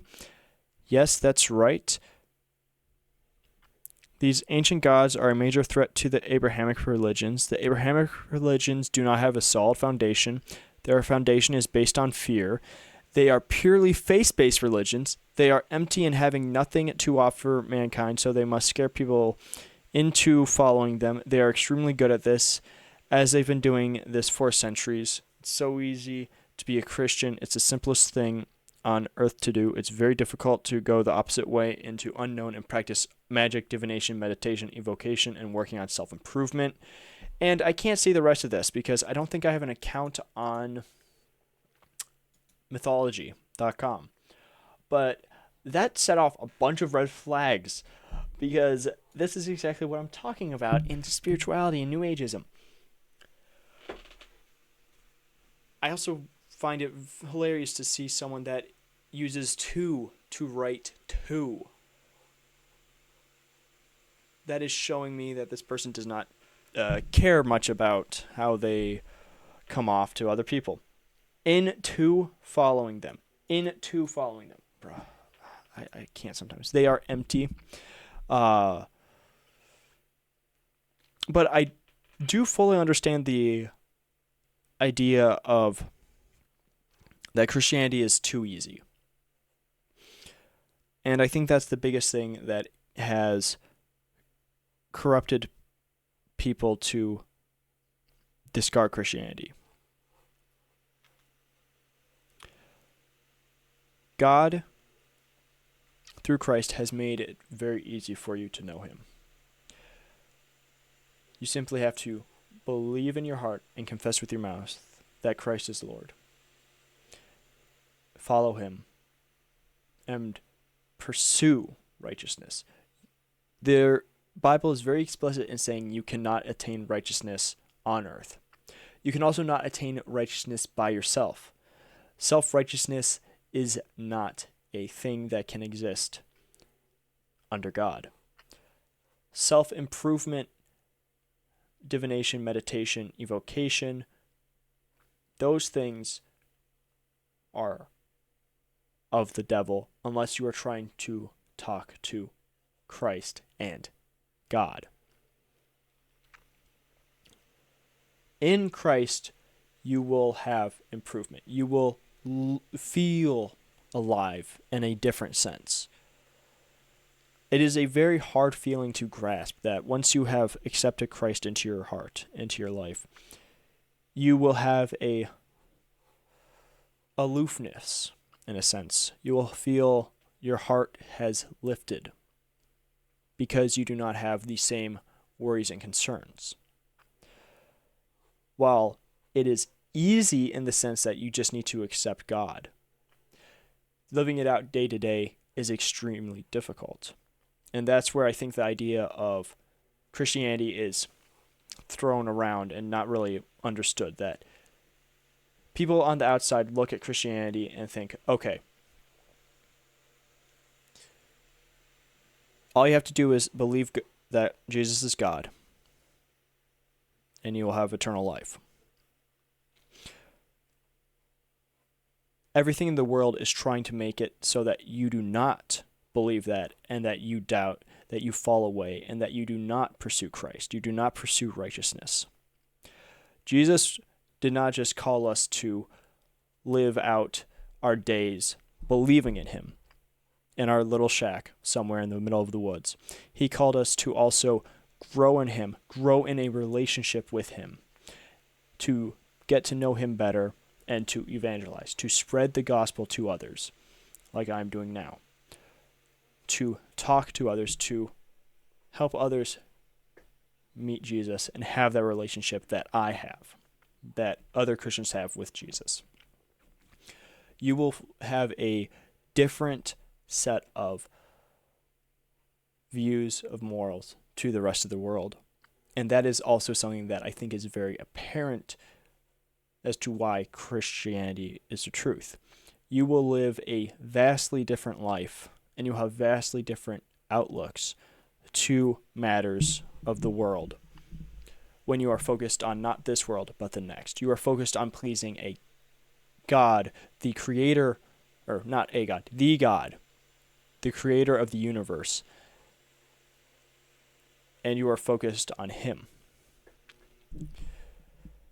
The idea that they are a fear-based religion, that Christianity is a fear-based religion, is hilarious to me, because people fear Christianity because of what it calls them to. Christianity is not as easy as it may seem, because Jesus tells us we will be persecuted for our faith. Jesus, if you are aware of the story, was crucified because of what he's told the people of the day. The Jewish leaders did not want to be hearing the message of the Messiah from someone that was not going to actively overthrow the Roman government. They had a picture in their head of a different Messiah. And then when Jesus came claiming to be God, but not the God that they envisioned, through dirty means and such, they had him killed. But all the while, Christ did not resist, because that is the ultimate thing with of Christ, is that he had to die. He had to die so that we may live. He had to be the perfect sacrifice for our sins because of how we had rejected God in creation, in the creation story with Adam and Eve. They chose to become like God in knowledge, and trying to become God, they became their own gods. They became their own idols. Instead of worshiping and serving only one God, Yahweh, they began to, they first recognized their nakedness. They first recognized the reasons for their own disobedience. They recognized that they had sought something higher than what they were supposed to.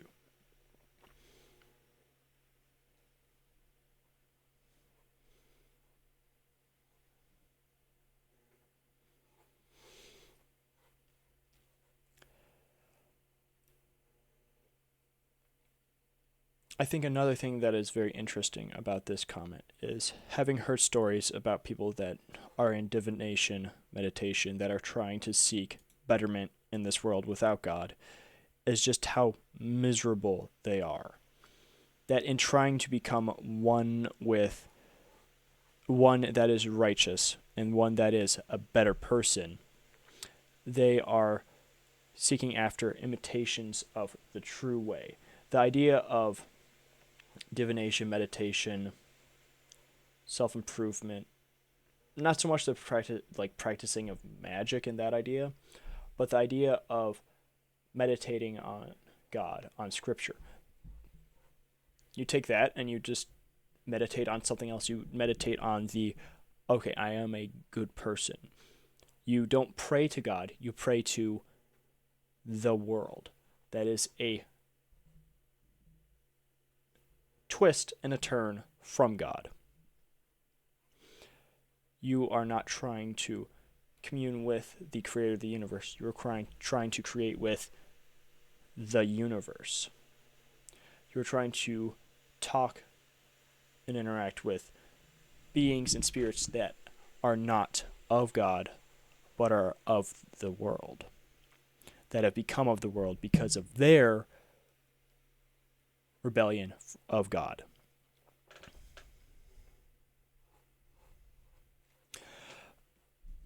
Ezra Richardson under here said, "Total Satanist, aren't you? I am familiar with your way of thinking, as I once belonged to the Temple of Set, and my black brothers sent demons to create mayhems and a lot of grief in my life. Reading a dispel out of a grim...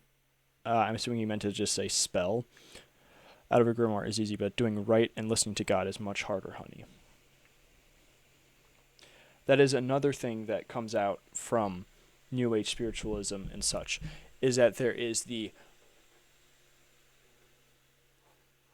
removal of the self. You are no longer trying to appease yourself. You are no longer trying to serve yourself and make yourself better for yourself. You are trying to do better by God, by God's standards. You are trying to seek after something greater than yourself. A lot of spiritualism is trying to seek betterment of yourself. It is a self-centered, narcissistic religion. It is a self-centered, narcissistic spiritual practice. You are trying to make yourself better instead of seeking to make not only others higher than yourself, but you're not trying to seek after God. You aren't trying to make life for those around you easier, as God calls us to serve one another, to be a slave to one another, but you're trying to make yourself better. And that is what I think is very interesting to look at. I guess you didn't fully read the article, Jill Garcia Goat Girl says. Beelzebub was really the god Baal, who was demonized by the Christians and Jews. It's funny how all the Abrahamic religion followers accuse these demons of partaking in sinful and evil acts. I'm a traditional Satanist, and I turn my back on sin, evil, wars, and murders. I hate evil, pain, and injustice. I hate the state our world is in and the people that run it. I'm not the only Satanist that feels that way. Many, not all Christians and Jews and Muslims only pretend to be good in order to get to heaven and not be... And then I can't read the rest of the article, which is annoying. Which is all the more telling, because a Satanist doesn't actually believe in God. Satanists are just atheists.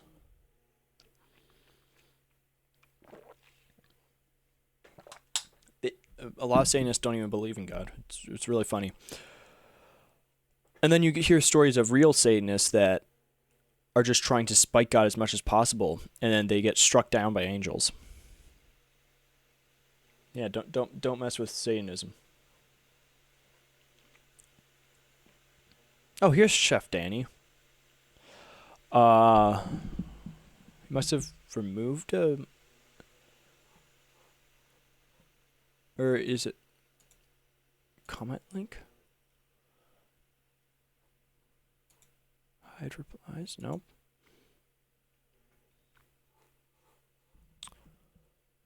I don't know. But then... You also hate the state of the world right now? I mean, I think most people hate the state of the world is right now. I don't imagine many people are happy with how the world is. But that's all the more telling of who this world belongs to. This is Satan's provincial domain for now, because of his fall from heaven and how he corrupted humanity. This isn't a world under God. This is a world God created that rejected God and thus accepted the sin into their lives and are stuck in that debaucherous cycle of rejecting God and pursuing their own passions and desires. And another passage or another comment that's concerning is by Ian Higginson. Great post. I've worked with the Lord of Fries, and the smell of dung stench is a giveaway when he is present, along with the sound of a swarm of flies zipping around the room.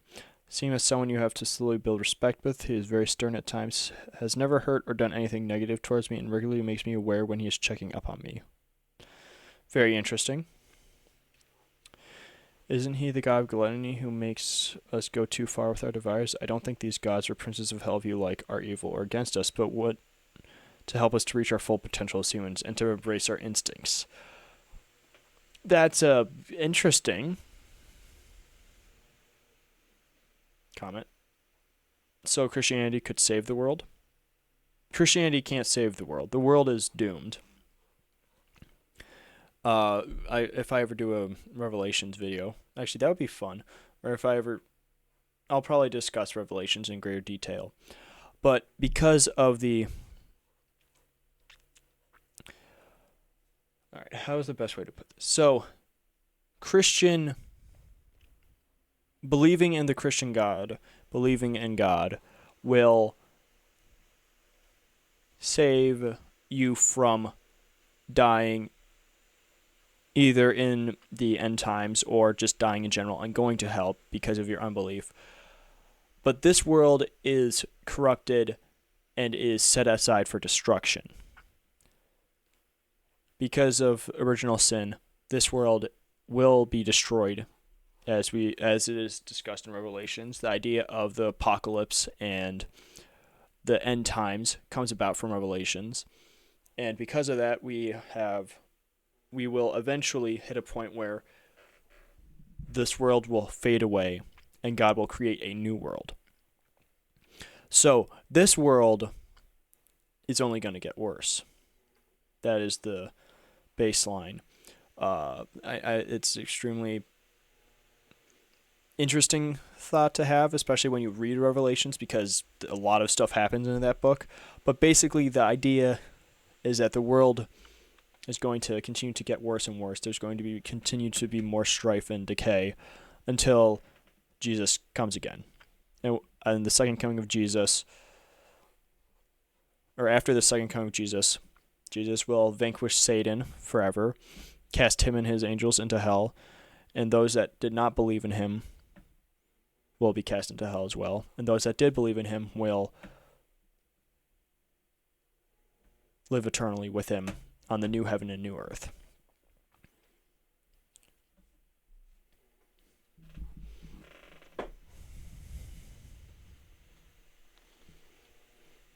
I also find this comment very concerning. Beelzebub is a hottie. All I need in life is to worship him. You may call him a daddy kink, but I call it a way of life. I will most likely become some sort of anarchist in due time. You know, anarchy is fairly fun, I think. I myself am just going to continue to seek after God, do as he instructs, do as he wills, and depending on what happens in the world, I will survive as long as God has a plan for me out here on earth. And then when that time is up, I'll go up and join him in heaven. Or if I live to see that coming of Christ, the second coming of Christ, that'll also be cool.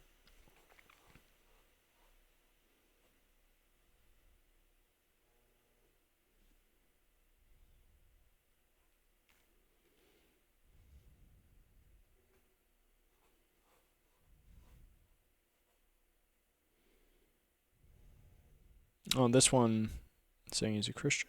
Dope.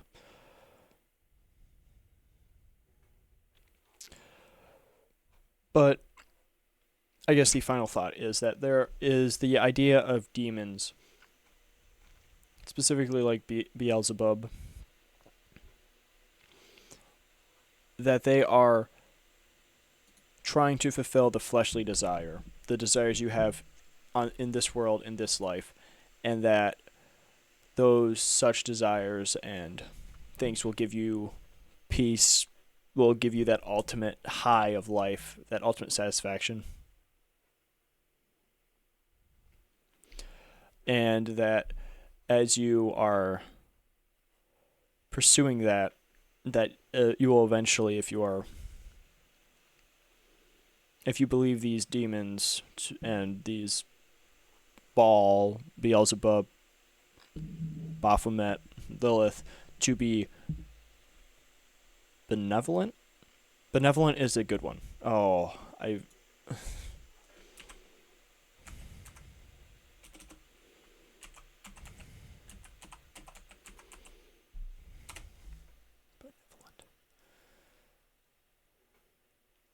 Oh, did my internet just die? Nope.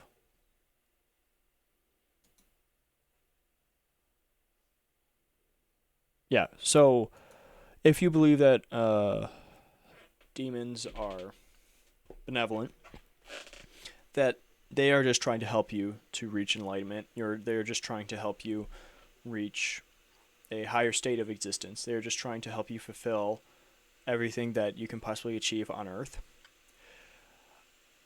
And if you believe in that, okay, then that's what you believe in. But if you believe in God, as I do, then you believe them to be trying to pull you astray, to take you down the easy path to self-gratification, to self-pleasure, to enjoy the things of the world, to distract you from the truth, to distract you from God, to distract you from seeking after Him. It is described in the Bible that the path to heaven is narrow.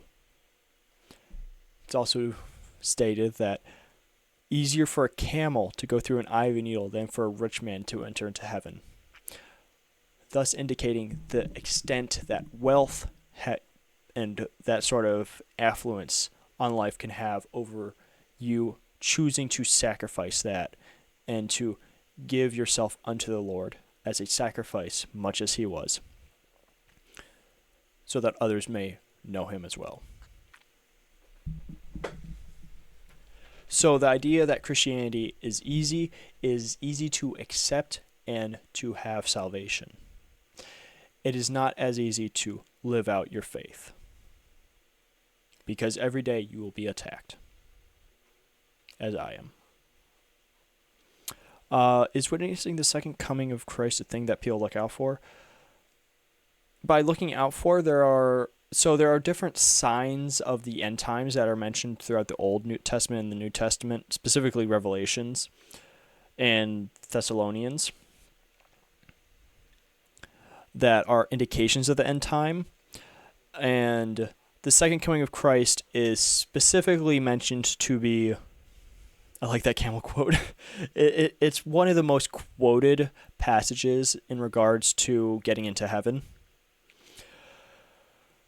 But the idea of Christ's second coming is, something that people look out for, because it is said in the Bible that Christ will return the same way He ascended. So, in the Bible, after Christ died, He was resurrected after 3 days. He spent a few days with His disciples, with the different people around the Judean countryside, preaching and so on and so forth. And then when that time came to an end, He ascended into the clouds. He literally rose up and ascended into the clouds. And then it is said that 2 angels appeared and told the disciples, "What are you waiting for? He is gone. He has ascended. But He will return in the same way that He disappeared. He will He will descend from the clouds." So, yes, in that sense, people are looking out for that. Like,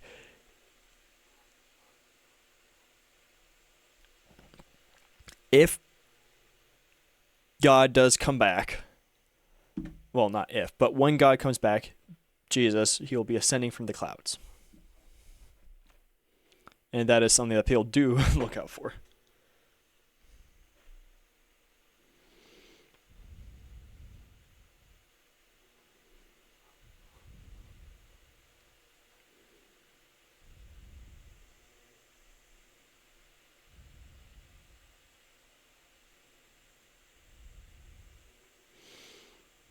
Wazna, I really appreciate you putting up with me, because I know, especially for people that don't understand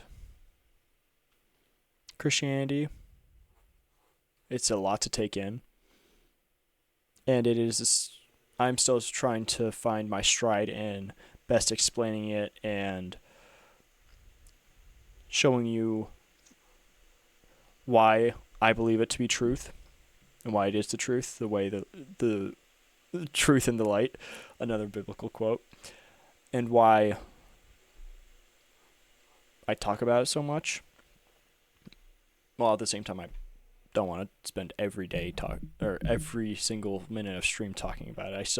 It is the foremost thing on my heart, and it is also why I am so forefront about it, because I want to spread the gospel as Christ has called us to, and to hopefully reach a few of you that was now. I mean, it would be fantastic if you did it, but if you became a Christian, but I can't force any of you in chat or watching this VOD to become a Christian. I only hope that you will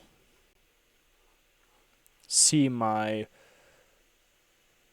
example, and that will intrigue you to seek out God and Jesus for yourself. There are the ideas of you cannot have the relationship of your brother or your father as your foundation for God. You can't go into paradise by relying on the belief of your forefathers, that it needs to be your own. And in that sense, I hope to be a forefather to those of you that don't know Christ, to seek after him. And to those of you that do know Christ, I hope to be a light that helps you through your difficult times or your questions.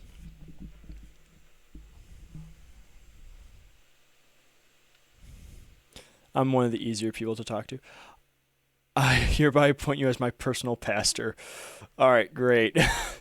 Sounds good.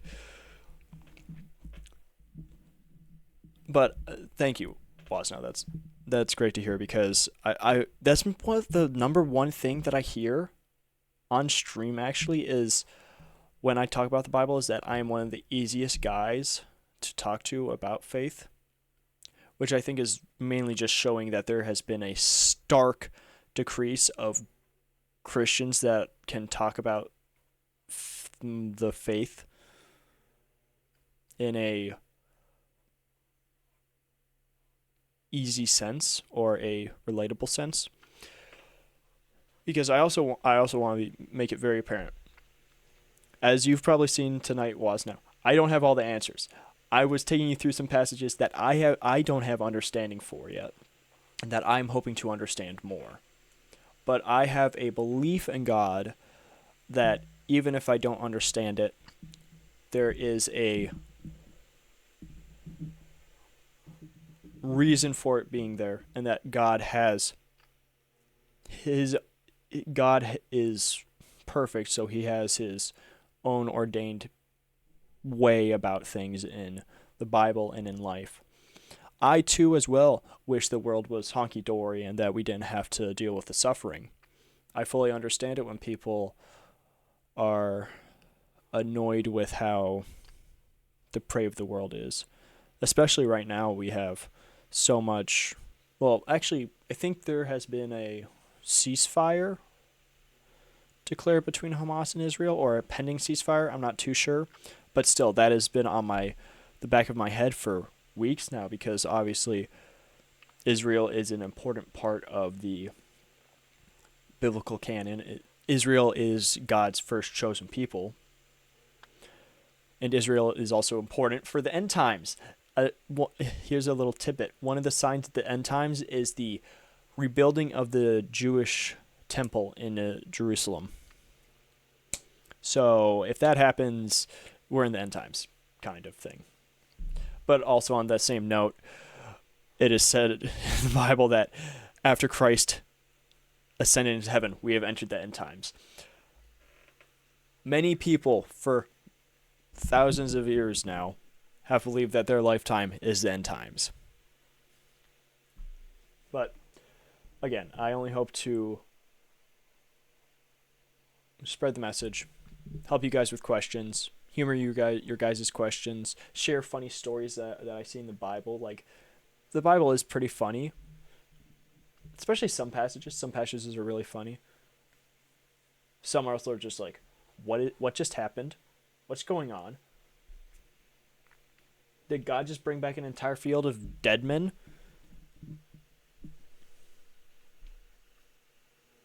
What's going on? Actually, now that I'm saying that, here's a thought I just had. What if okay, so this is based off of the verses I've read about ghosts, is that man cannot connect or talk to ghosts. But in the instance of Samuel, that was not a man's decision, that was God doing that. That 12:9 passage had something to do with cutting the limbs off Satan, which I thought was pretty badass. Oh, yeah. You asked me about that. I didn't look it up. What was it, 12:9?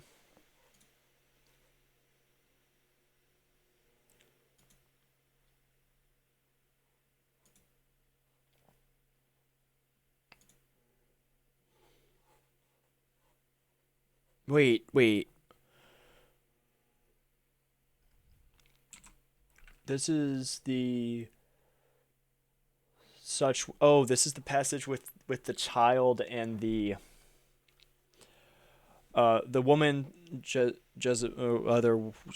other times mentioned as Jezebel, the dragon, and the child she has.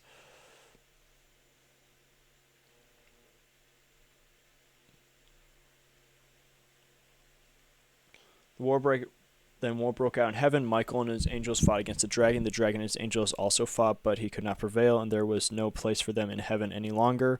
This is a verse that is also thought to be a retelling of what happened after the dragon, which is another term for Satan. Man, there are a lot of terms for Satan now that I'm looking at it. There's a lot of different ways you call that are references to Satan in the Bible. But this is a passage that specifically seems to be telling of the war that was fought after Satan tried to become higher than God, and he was thrown out of hell. That Michael and his angels fought against a dragon and his angels.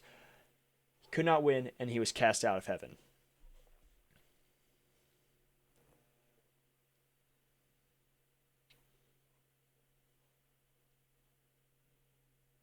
So right here in this one verse, they call Satan the great dragon, ancient serpent, who is called devil, and Satan. The Bible also has some writing parts that, in the Old Testament especially, are really fun, because the way they talk, I cannot imagine actually talking like that in conversation. But I can only imagine is because it's a different culture and a different time that they talk that way. But they will discuss things that happened as if they were writing it. They knew it was going to be written down for a book. Like me, or no, if I was to be in the Old Testament, I would be like Abimelech. Don't put any word into this. This is all scenario fake made up by me, but I Abimelech just so okay. The Bible would be saying like Abimelech destroyed 18 pillars of Asher and threw out 40,000 prophetess and had them all slain by the sword. And then the very next verse have Abimelech then told this thus as I Abimelech just destroyed 12 poles of Asher and threw out 40,000 prophetess and had them all thrown to the sword. Almost verbatim saying what was just explained in the previous verse. So it's pretty funny stuff to read, especially if you're listening to it or reading it for the first times. It feels weird to listen to. But then this is yeah.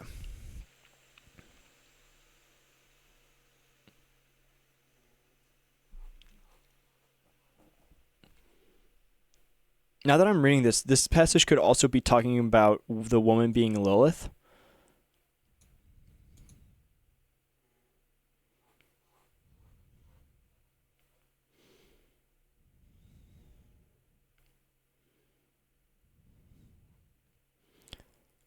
I think is it the next chapter that because somewhere in this chapter the woman is killed and burned. She's cut up into pieces and burned, I think. Trying to remember where that was.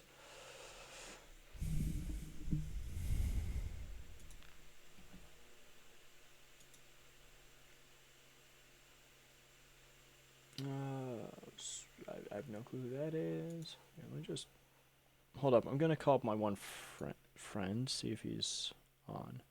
Is he in the? No, he's not in the Discord. All right.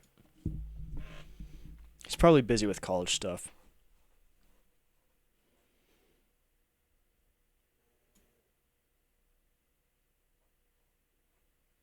Come on, answer the call. Come on.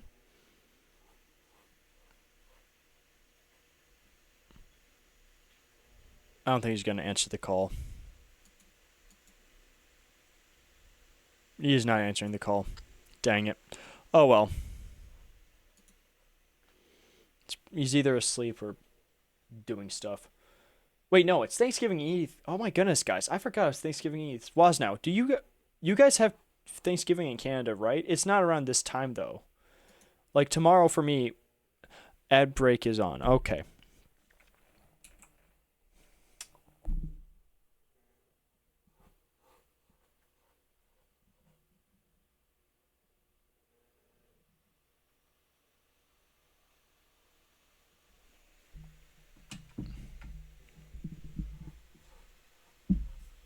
You have your Thanksgiving earlier? Okay.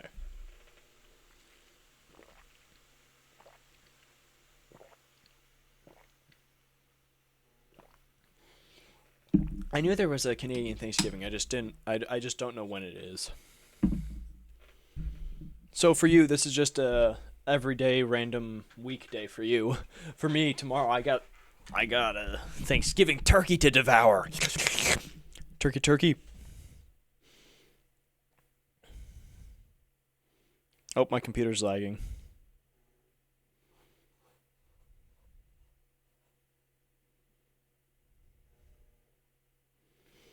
I'm not in school, so tomorrow I just have off. Today I also had off because of my job. We got the things that we needed to get done yesterday. Tomorrow is a streaming and working at the gym kind of day. Gotcha. It's a normal Thursday for you. Yeah, for me I get to eat turkey. And also in America we have like at noon I think we start playing football. So the morning is pregame and then evening until the Thursday is basically Thanksgiving Thursday has basically turned into a Sunday, like during football season, because Thanksgiving is always in football season, where at like 12, I think, 12:30, football starts, and we have football games all the way until 11 o'clock. So football is every Thursday now. There is like 3 or 4 games. What is that? I think there's 3 games. Actually, let me check. How many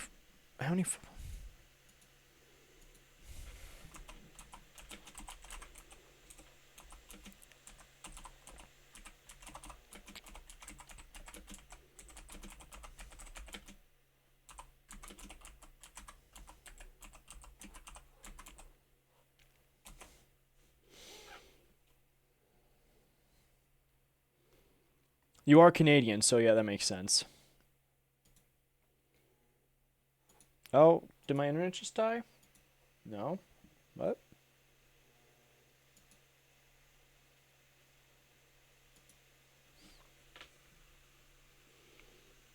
Okay, it was just that tab.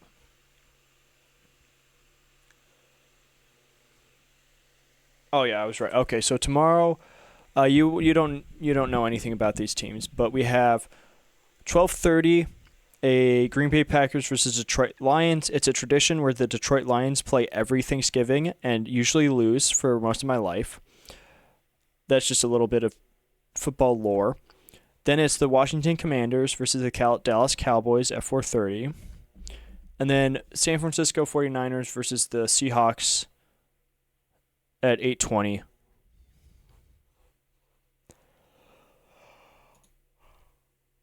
But the way this is basically set up is there's football from 12:30 to 11 o'clock, 11:30 at night.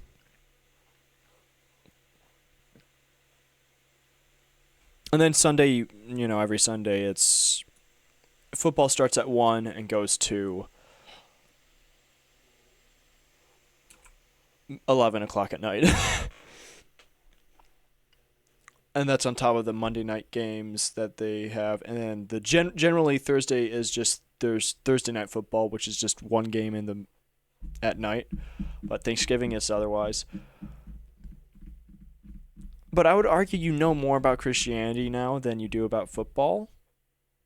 Unless you're saying that even with all the stuff I told you today, you still know that much about football.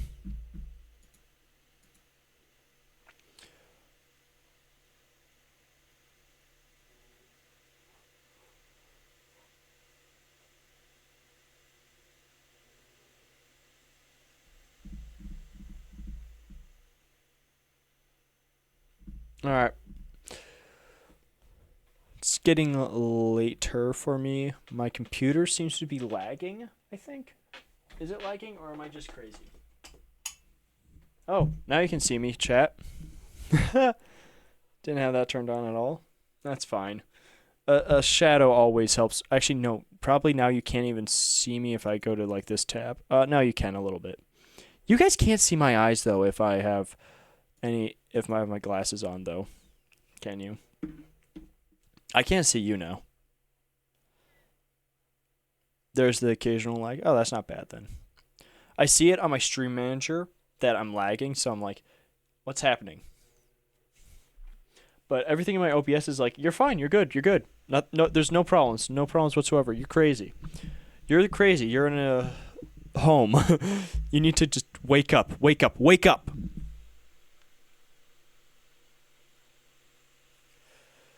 But yeah, so this stream turned into a lot more of a biblical demon rant than I thought it would originally, but that's fine. I enjoyed it. I enjoyed talking about it. It's all very interesting. Yeah. But I think I will be calling the stream here. Waz now, I thank you for sticking up and listening to me for this long. I will, if you're streaming tomorrow, I'll probably catch it. Depends what time you're streaming, but I'll probably be available. You should play Devil May Cry. I have thought about playing Devil May Cry. And actually, honestly, when I'm done working on this next video, I kind of want to take a break from demon stuff. Because, as I'll explain Thank you. Now I just wish more people would enjoy my rants. One day my hope is that I'll have like thousands of people just listening to me raving in my bedroom late at night, and they'll pay me money to do it, or I'll just get enough money from ads, I guess. If I could get the amount of money I get from ads that I get from that Ninja gets, dude, that'd be wild. But for various reasons, I don't think I'll ever get there. Mainly because me, Christian guy, ranting and raving about my crazy, kooky beliefs on the internet, doesn't get as much viewage as possible.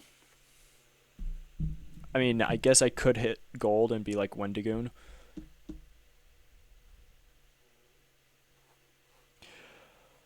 But yeah. I'll probably be streaming Thursday night.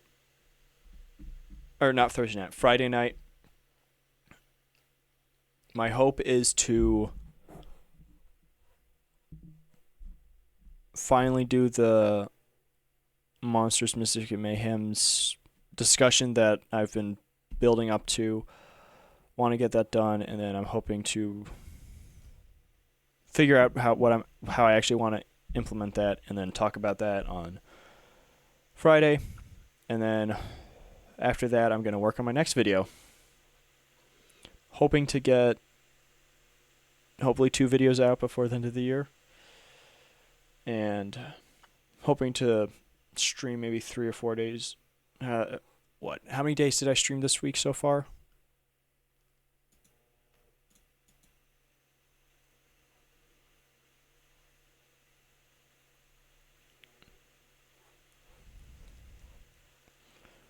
So I streamed the 19th, the 20th. Oh wait, I streamed the 17th, the 19th, and the 22nd. So maybe if I can keep a schedule of every 2 days I stream, that'd be nice. That'd be that was probably what I would hope to do. Or maybe a stream every 2 or 3 days. Probably something like that would be best. The toughest. Your kookiness. Wait. No, I'm not crazy. I'm not. Pause now. I'm not kooky crazy. You just think that. I'm not kooky crazy. No, but dude, that means a lot. Thanks, dude. That's fantastic. That's fun to hear because so far, my personality, I still haven't figured out what niche I have on the internet, and my kookiness is like the only thing I have going for me. Also, microphones taste good. But yeah, thanks, dude. And more or less likewise, I'll tune into your streams. It's always fun to just see whatever's happening on the Elden Ring multiplayer or whatever game you're playing. But as always, hope you had a good night. Godspeed. God bless. Peace.